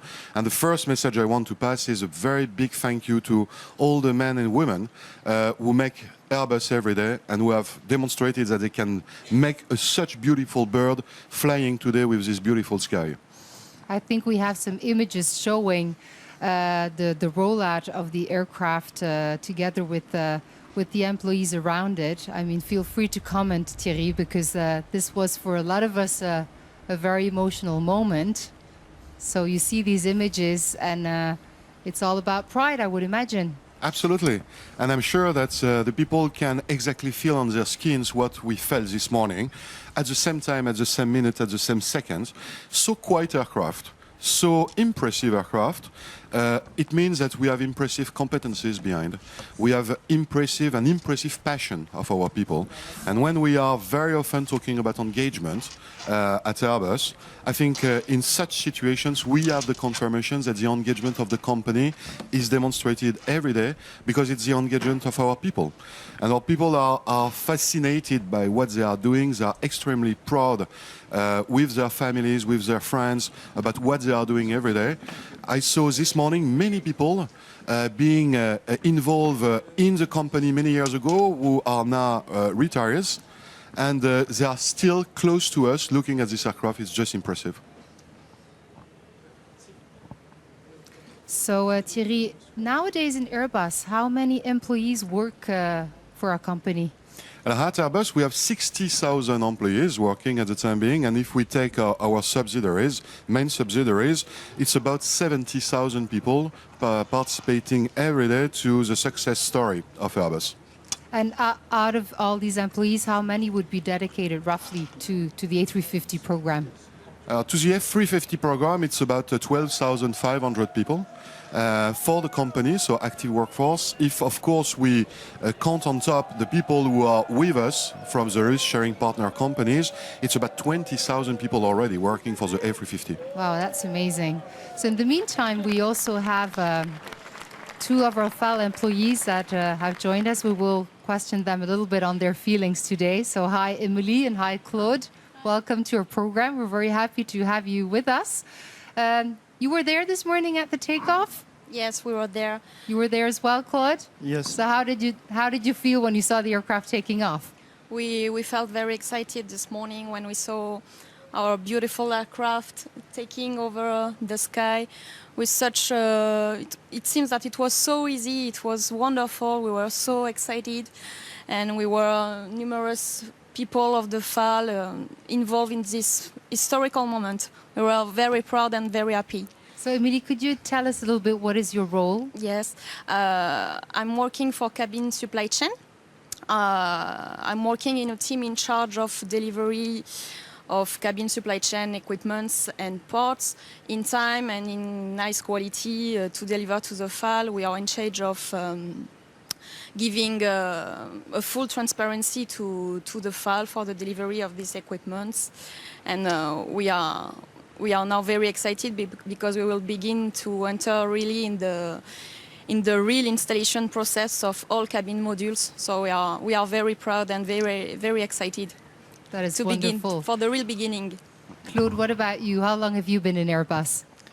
I've done my apprenticeship with Airbus School from 1996 to 1998, and then I joined the program A330, and I had the pleasure and the very exciting moment of beginning the program A380, and now I do the same for A350, and it's always a great challenge, and it's fantastic, really. So what is it that motivates you on this program? It's everything new. You have to use your brain at all the time. You meet different partners. It's fantastic to work with different countries, Europeans. It's amazing. And Emily, any specific motivation that makes you wake up in the morning? I'm involved in A350 program for 4 years, so we are excited, and it's a new beginning now after this first flight. We are now entering in a challenging phase. So Thierry, you see we have very motivated people on this program. That is absolutely fabulous. Talking specifically on A350, did we need to hire specific skills for this program? Yes, of course. We were looking for many years at identifying the key competencies which were absolutely critical and key for this program. If I take the main competencies that we have really developed during the last 2 to 3 years, it's mainly about composite design or stress, composite manufacturing, supply chain management, because as you said, we are working with different partners, and it was maybe not a given in the company to be so open to external partners participating to the design and then to the manufacturing of the aircraft. We have also developed different new competencies in procurement, in the engineering offices, and globally at the production level, making sure that the aircraft will be ready also on time due to the quality of our workers on the shop floor. So the changes were not only related to the fact that we go to 53% composites. No, it's a challenge in itself. It's absolutely a challenge because everything is new, as you said, and it's a new aircraft with new solutions, maybe also a new way of developing, designing, and building this aircraft. So when everything is new, you have a certain change to ensure. And even if our competencies are extremely good and for so many years, it was, I think, important to reinforce some critical elements. And I think it has been the right way because we have today the confirmation that on time we are able to make this bird flying. So Thierry, for all of those out there looking at us, I mean, you know, we're a whole, I would say, enthusiastic Airbus family, and I'm sure there's a lot of Airbus fans out there that would like to join this big Airbus family. What would you recommend to them? Just to be enthusiastic like us, because you're right, engagement is about enthusiasm. When the people every morning wake up and think that they are going to work for a company that is making so great things, of course you can feel the motivation and the mobilization of the people. So if they are sharing the same passions than us, if they are competent and bringing to us the right level of added values that we are looking for, they are more than welcome. We are recruiting this year 3,000 people at Airbus, 5,000 people globally at EADS. There are a lot of opportunities. So it's very simple, airbus.com. You will find our recruitment platform. And I love these 2 words, join us only. So with regards to next week, we have an important event coming up, an important rendezvous at the Paris Air Show. Will you be looking for specific profiles out there? Yes, in fact, due to the number of recruitments we are still doing, because we have done half our recruitment plan at the time we are talking here, we still have a lot of opportunities for welcoming new talents in our company. Le Bourget Show is an enormous platform for us for meeting people, identifying who could be the next talents to be recruited. So we have a lot of meetings, interviews. The HR team will be extremely mobilized during the week, next week. And on top, we are also participating to the visibility of our profession, aerospace globally and aeronautics when we are talking about Airbus. We are giving the same, I will say, plug in the DNA of the young generation in order to make sure that when the time will come for them to choose their orientation, professional orientation, they will choose the aerospace industry. And this is also what is behind this, and the same for the diversity element, because we try to build an inclusive culture in EADS, in Airbus, and it's important that we can also demonstrate, especially to the women, that you can have a real career in our company if you are a woman, because you are competent and you are more than welcome. Thank you all for coming to our live program today and for being with us. So I will be handing over this plateau now back to Paige, who will join us for the last part, which is going to be the return of the aircraft. But before I do so, let's have some beautiful images of the aircraft in flight.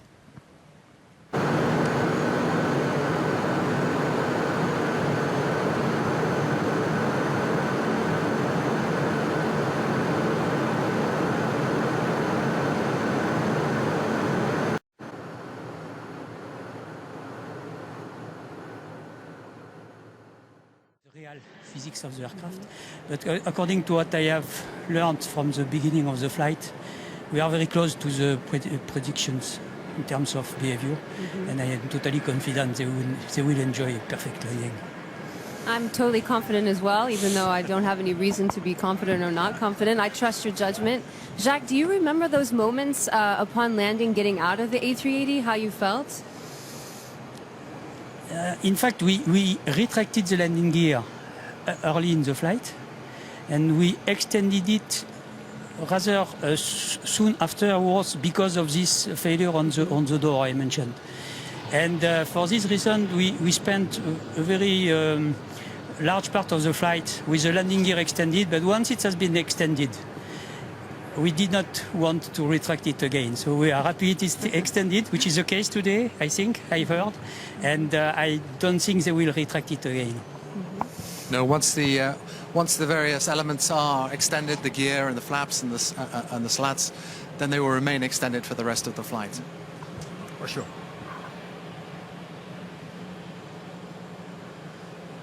So we're now still watching some images. I believe these are live images of the A350. Flaps extended, as we can see. Yes, with the droop of the ailerons. With the droop of the ailerons. Yeah. Mm-hmm.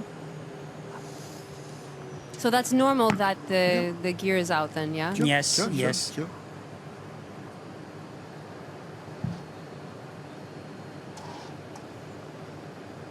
So what they are doing now, it seems that in this landing configuration, they are doing some input on the flight controls in order to see if there is any difficulty in terms of pilot-induced oscillation, amortization, yaw damping, and so on. And as far as we have understood, as the airplane is very close from nominal, they don't expect any problem. Now, as I promised, this is a live event and we are trying to be interactive. We have received a tweet from Solar Impulse. It's not a question, it's actually a comment. And they say, congrats for your test flight today. We too are also live doing a flight over the US today. So that's pretty cool. Solar Impulse, can you tell us what that is, Frank? Well, that's been a project which has been going on for a little while, but it's very innovative. It's a solar-powered airplane. And for those of you that were at the Paris Air Show 2 years ago, we had weather conditions not dissimilar to today, a little bit calmer, but with a beautiful sunny sky, and Solar Impulse was flying around Paris on that particular occasion. So it's great to hear that they've heard our news today, and we wish them well in their plans to fly their aircraft on solar power alone around the world. We had another tweet that came in today as well from Orange FR3AK, must be a code term, asking what is the chase aircraft for? We've already seen it, bringing us images. Can you expand? Well, we follow the aircraft fairly closely, obviously from first takeoff. We want to make sure that nothing falls off the aircraft, the doors close, the gear goes up, everything works nominally, which it obviously has done. The chase aircraft really is there if something occurs. For example, on Jacques' flight on the 380, they had an indication that a door was not correctly locked up. We get the chase aircraft can go around the outside, have a look, make sure that it sees that the door is up or down, and can report back to the crew. So crew. In that case, Jacques, that was actually the first indication that you had that there was an issue? In fact, in the cockpit, we had an indication that the door was not properly locked. Okay. But we asked the chase aircraft to fly around us and to watch physically the door, and it happened that the door was actually closed, but not locked.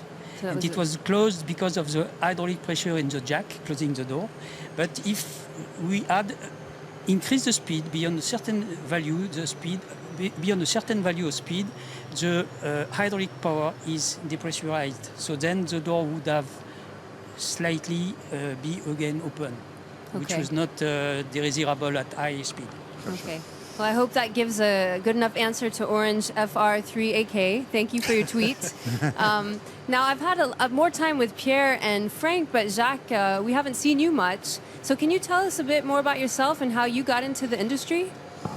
I started my career as a fighter pilot in the Air Force, Mirage 3 at the time. Then I became a test pilot first in the military domain in the first years of my career of test pilot. And then I was involved in certification of civilian transport aircraft as an authority pilot. And then I went in Airbus in 1995.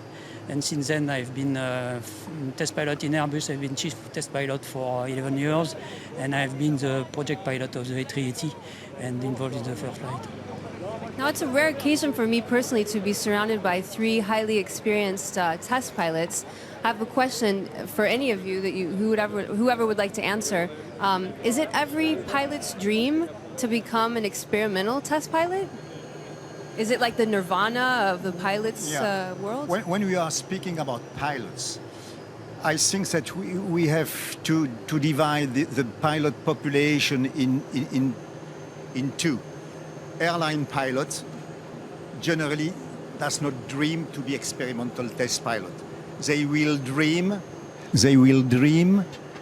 to be a captain on A380 or Concorde, but they don't expect to be experimental test pilot.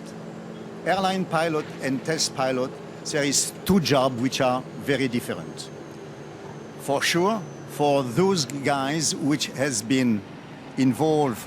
Oh, okay. I think they have started the approach. Okay, started the approach. So You can see it is better to we'll focus on the look to this. But I still want to hear your answer.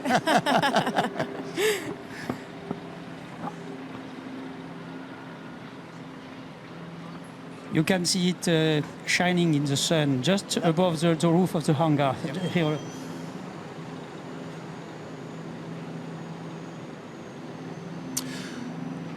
Okay, the A350 is now commencing its approach towards the airfield here at Blagnac. It's overflying the southwest part of Toulouse. It looks to me to be around about 1,000 feet as it's descending towards the airfield. Probably flying in the order of 160 to 170 knots for the flyby, with the gear down, the flaps and slats extended.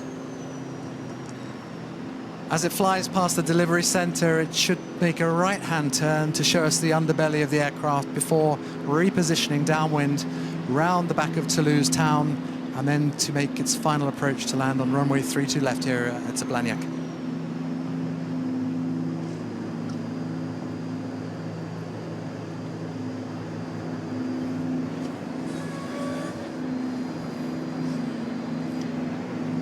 It's just approaching the airfield boundary and looks to me to be around about 500-600 feet now.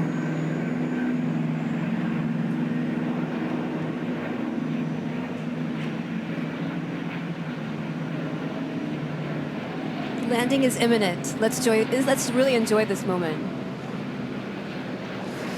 You know, this is at the end of the flight. You know that the aircraft is good, so you are already a little bit relaxed and you are happy.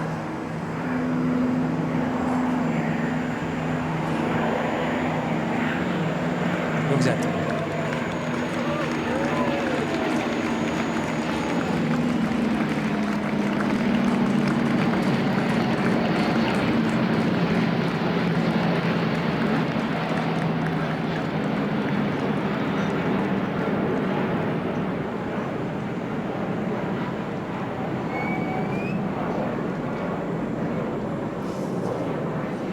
I think the chase airplane is making more noise than the A350.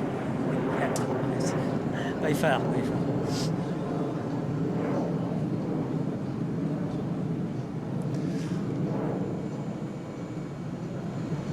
Well, now it's done its flyby. It's being vectored around the back of Toulouse for the final approach to landing. The flyby looked fine to me, Jacques. No comments? It was very stable. It seems to be very easy to fly. I mean, just looking at it, it seems obvious.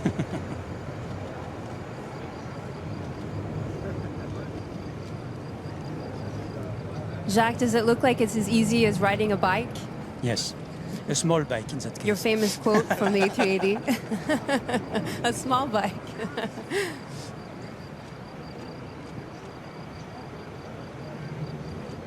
Well, if it's this nice to fly, they might decide to continue. Maybe they won't If they're land. having that so much fun. Exactly. Yeah.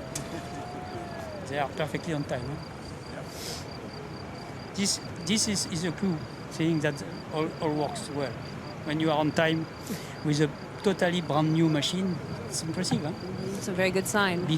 Because plenty of things may turn wrong and may lead to shorten the flight, things like that. And being perfectly on time at takeoff and landing means that the aircraft is already in a very good shape. Excellent.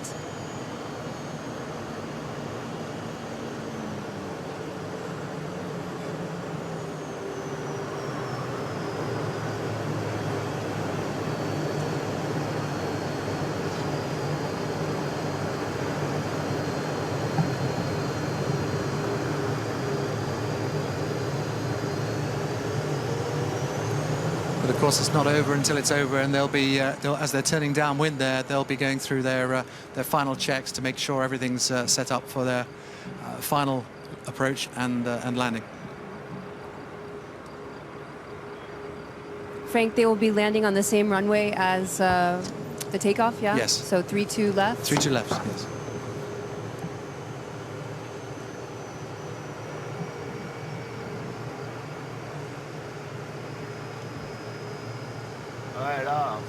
And just as this morning during the takeoff, has the traffic been stopped around Toulouse Airport?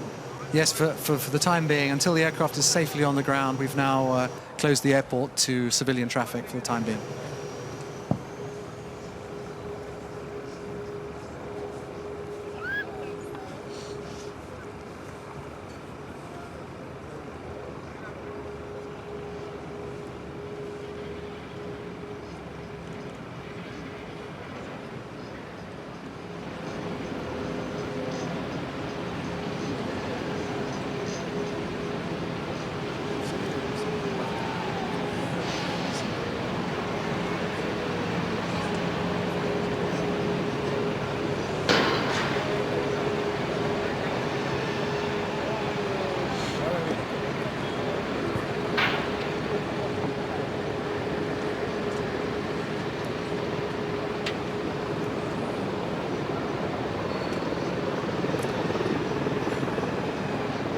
This will be the moment when Pete's preparing himself for that final approach and landing.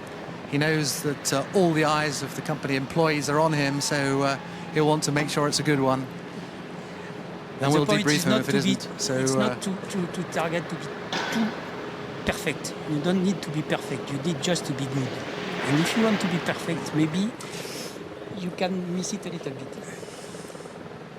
Anyway, I think that in order to minimize the taxi time, they will perform a rather long landing. Absolutely. Instead of trying to land as soon as possible just after the runway threshold. They will take some margin for safety reason for one thing, and also in order for the VIP not to wait too much time the aircraft to taxi back, because he will be positioned just here, which is far away from the runway threshold. Now, I know that the A380 is equipped with ROPS, the runway overrun protection system. Is the A350 as well? yes, absolutely. We'll come into service with that system installed, that's for sure. It is basic now on all fly-by-wire airplane, by the way. Airbus.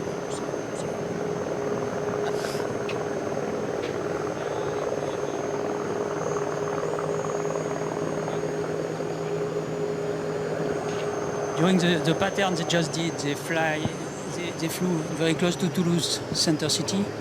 And in Toulouse there are plenty of aviation enthusiasts, people. So I am sure they were watched by many pair of eyes. Oh, I believe so. I think most people in Toulouse and in the vicinity, all eyes are on the A350 right now. Maybe there will be some traffic jamming with the driver in the car looking at the sky. This may happen. Most probably this is what happens in Toulouse. For the A380 there was a traffic jam because everybody stopped on the highway around Toulouse and it was totally jammed. Yeah, I don't know about you, but I'm quite happy to be here on stage. I think we have one of the nicest views, especially when it lands, instead of being stuck in traffic. Well, I can just see that it's rolled out on the final approach now. It's wings level, coming down the finals, and should be touching down in 2 to 3 minutes.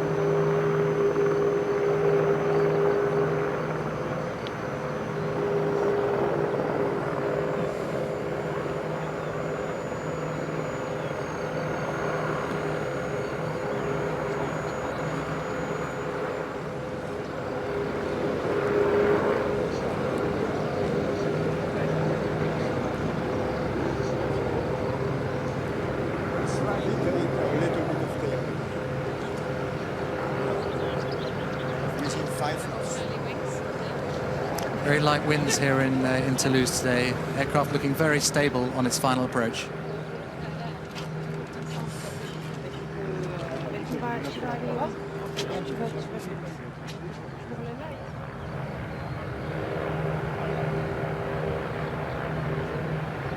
Yeah, 200 feet. Sit back and enjoy, folks.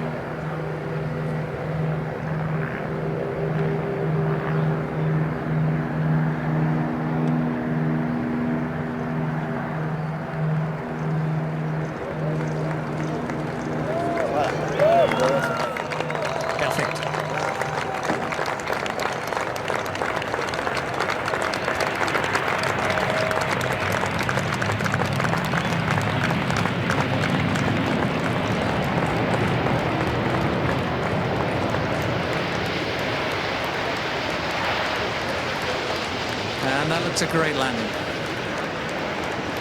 Reverse is deployed, brakes in operation. Oh yeah, good job. Great job, guys. Smooth touchdown, excellent.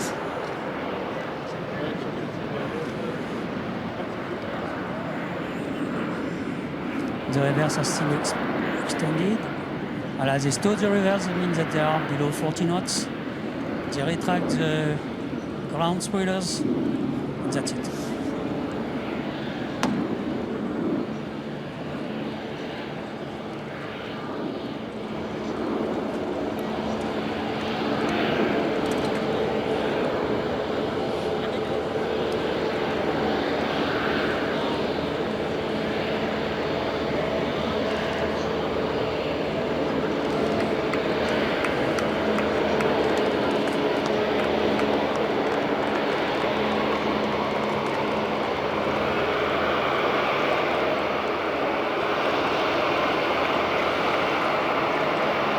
And they're all already starting to relax a little as they're back in a domain that they've tested before, taxiing around the airfield. So the pressure will be off slightly. Of course, they'll be very, very happy and very, I'm sure, very content with the performance of the aircraft.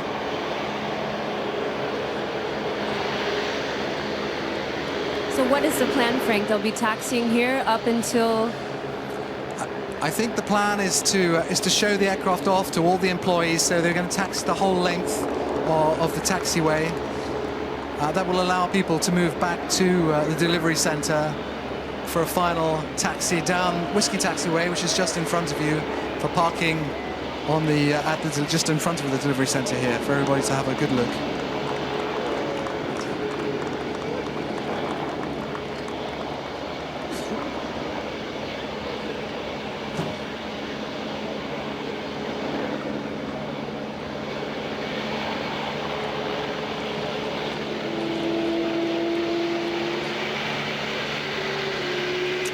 Looks as if they've opened the hatch above the cockpit to wave a flag there, from what I can see. My eyesight's not...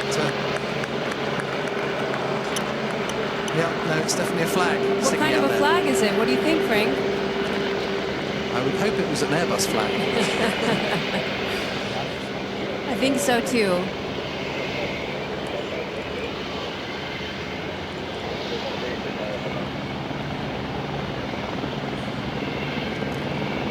I believe it's Pascal who's waving that flag. Yes, I'm sure it is.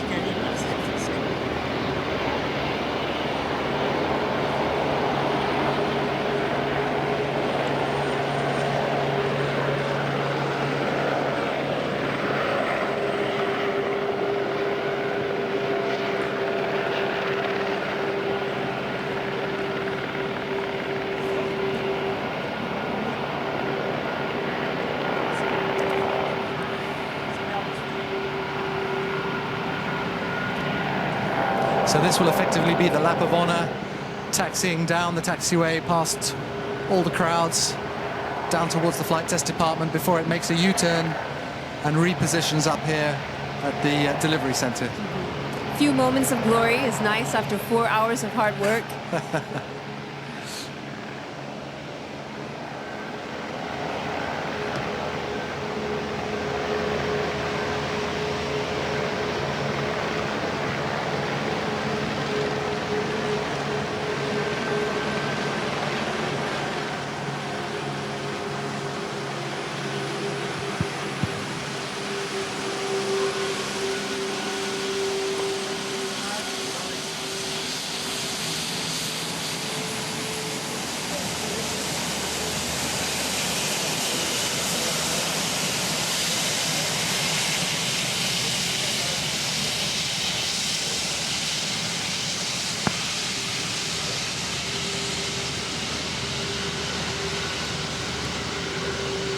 Looks like the photo chase plane has just landed, so very shortly I can see aircraft over there on the other side of the airfield taxiing out, ready for the reopening of the airport to commercial traffic.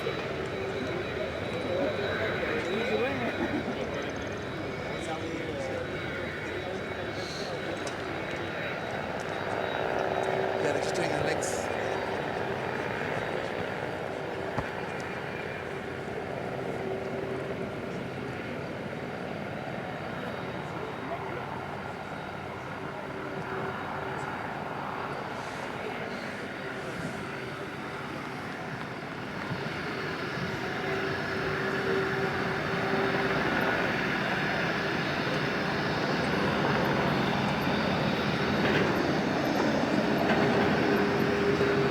Great moment for the crews here. The end of a successful first flight.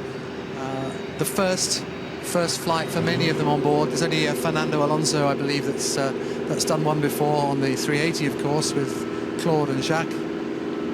So they'll be very pleased, very emotional, I'm sure. Yes, and once they come back in here, we'll as they get off the aircraft, of course, they'll give us their immediate feedback on how the flight went. To finish the questions that you have asked for, the dream of any pilots to be experimental test pilot. As I've explained, for airline pilots, this is not a problem. They don't think about it. But anyway, for all aircraft manufacturers, all the pilots working in this environment of aircraft manufacturer wish to be one day experimental test pilot, which means that they have all the qualification to perform a first flight. Because there is another test pilot which are essentially production pilots. In that case, they wish to be upgraded to be experimental test pilot. So my answer is yes. Most pilots which are used by the aircraft manufacturer dream to be experimental test pilot. I speak under your control. That's absolutely fine, Pierre. And Pierre, if I may, what kinds of qualities does one need to have to be an experimental test pilot?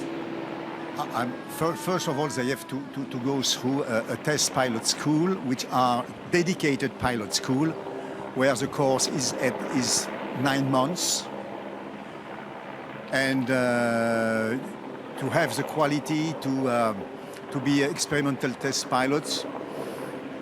It depends, because there is test pilots which are more have the gene to have the capacity to quickly understand and fine-tune flight control laws, for instance, and some others which are more linked to develop a complex systems like FMS and so on. Both are experimental test pilot, but in the test pilot families, there is some which are more devoted to handling qualities and some other more to develop complex systems. Mm-hmm. Do you agree with me? Yes, and the best is to be able to do both. To do both. Agreed. Yes, indeed. The test pilot schools, the training that one gets in the process of becoming an experimental test pilot, pushes you in both those directions. There are periods when you're doing systems testing and analysis, and other periods when you're looking at handling qualities. Mm-hmm. So really, the school itself gives you a very broad education, and then that's the basis on which you build once you start working with a company, of course. And then above and beyond the technical skills, are there any certain personality traits that make you more inclined to be a test pilot? I think you have to be able to fit in well with a team, because there's a massive team that goes behind actually doing a first flight like this this flight that you've seen today. Mm-hmm. And one has to get on, one has to fit, one has to be able to communicate what one sees, and that's a very essential part of the business of test flying and developing aircraft, that's for sure. Well, as we have seen today, this is a great example of teamwork. Everything has gone perfectly. You need to trust in each member of the team. You cannot do things on your own. You need all the team, and it's the reason why we have a very strong team spirit, because we in fact rely on each other, and we cannot do other way. Mm-hmm. It's very important. But to answer the question you asked to Frank and Pierre, I would say that you need to have, for being a good test pilot, not to be too much satisfied with the aircraft, not for us, but for the whole community of the pilots. So what happens in such a case if someone finds that there's something difficult? We retune the particularity which is not satisfactory, mm-hmm. and this is thanks to the electrical flight controls, because in the past, facing such a problem, we would have to redesign airfoils, mechanical devices, which was costly, long, etc. Here you just have to go into a computer and change lines of programs. When we have this kind of situation, we tune that in the simulator first, mm-hmm. and once it is satisfactory in the simulator, we take those tunings, because in fact we test several of them. We take those tunings, put that in the aircraft, and test in real conditions. Okay, it looks like the A350 is heading in our direction. Yeah, it certainly does, Paige. So it should only be a few moments away from parking here in front of the delivery center.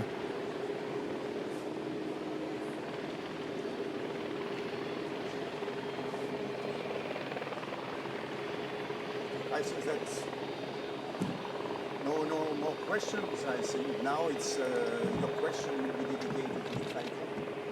It's much more interesting.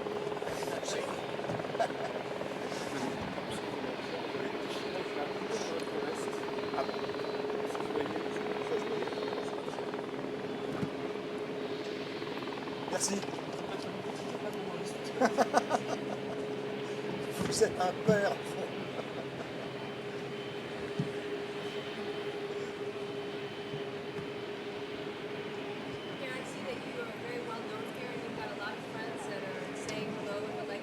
So you can feel free. Thank you very much for your time with us here on stage. It's been a pleasure. It was a real pleasure for me.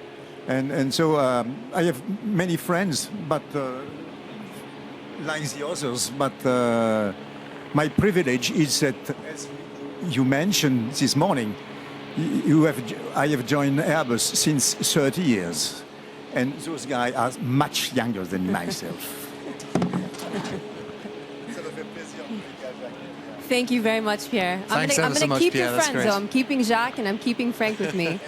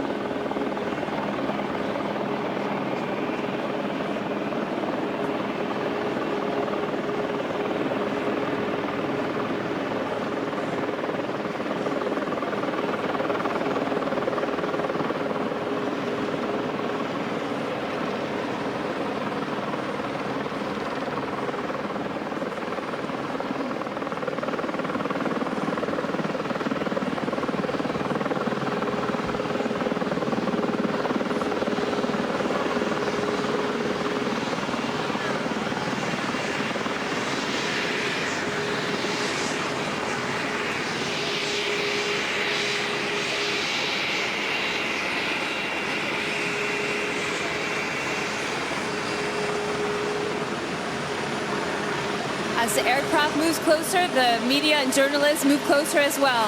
Everybody is excited to be able to talk to the crew.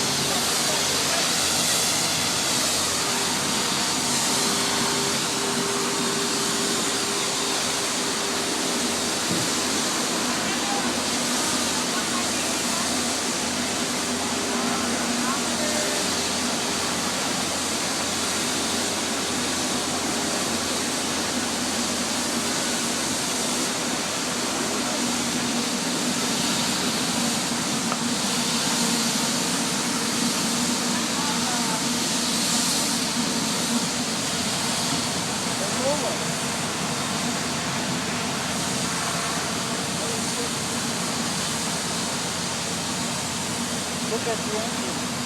Why they smoking?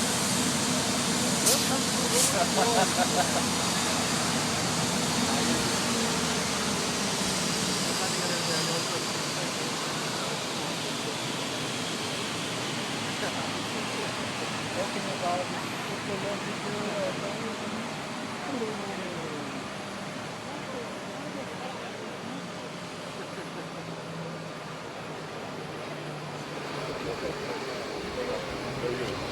I was just asking Didier, telemetry, everything seems to be okay.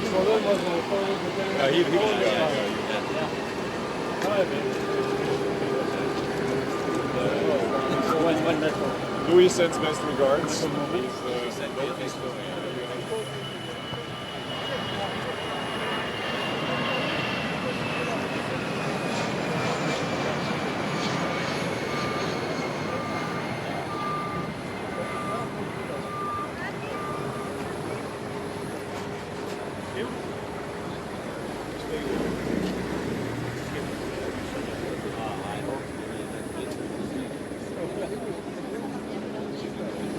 So now the astronauts come all the way. Yeah.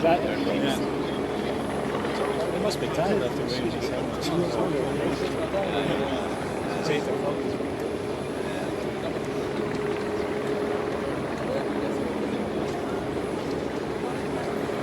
And so when it is so in position, we climb or anyway start to open, no?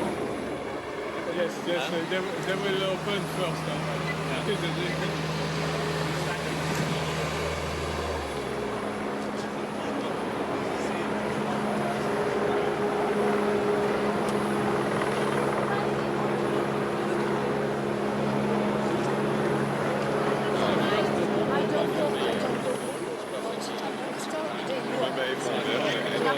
Stay up for another hour or something. This is why I told them 4 hours sharp, they will do that. It was embarrassing after some time because they could only have a clip there and not with the same installation. So, d'accord.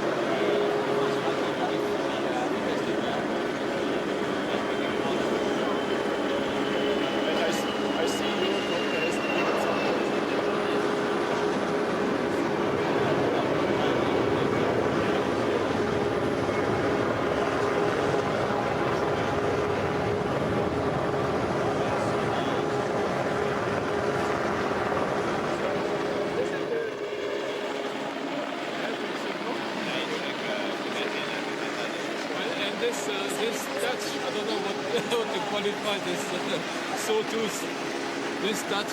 Highly optimized. Absolutely. Put it on technique.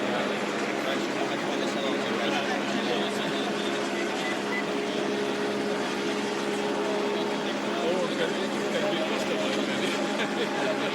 Maybe you can paint different colors.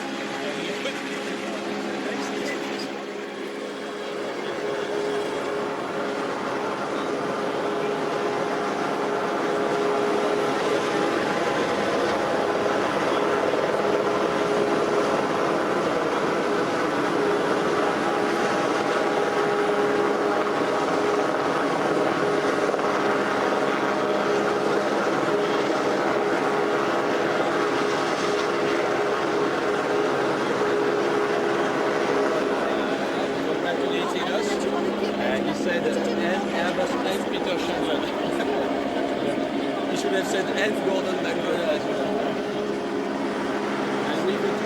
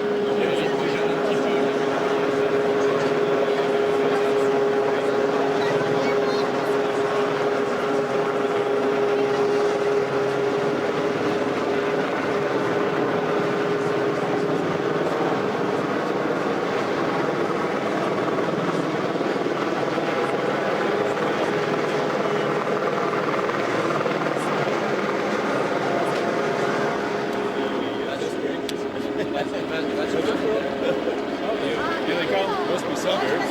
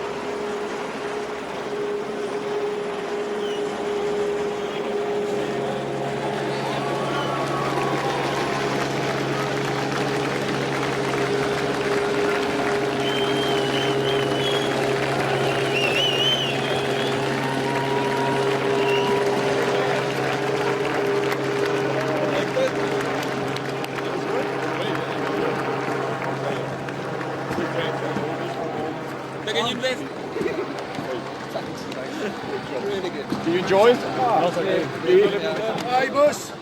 Hey. Hey, boss. You guys did what I did. Non. Good. Qui est lui par là? On dirait pas comme ça, mais je crois qu'il l'est. On the box. Allez.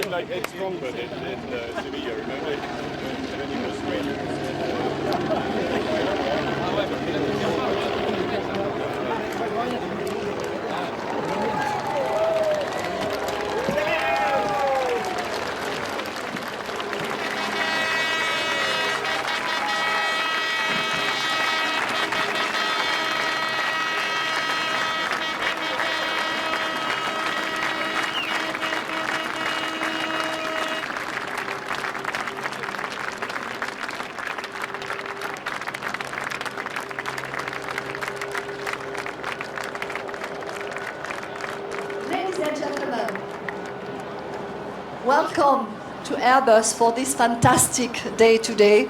We leave the pilots to say hello to their families, of course.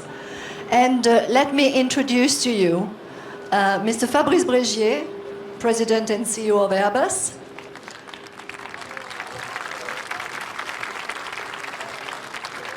Mr. Tom Enders, Chairman of the ADS.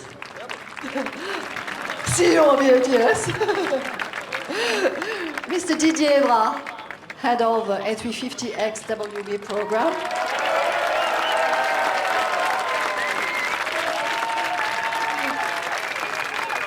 Mr. Gordon McConnell.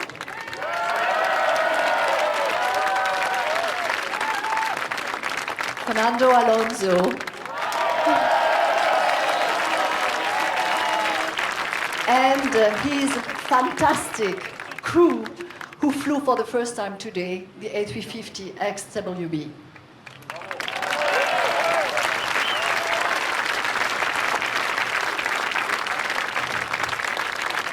Mr. Didier Evrard.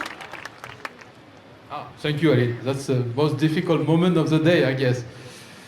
What can I say? Not a lot, because I'm very moved, and it's a very emotional moment. This flight, at this point in time, before Le Bourget, has been the dream of a team, the dream of a company for almost 1 year. And now the dream has come true. So,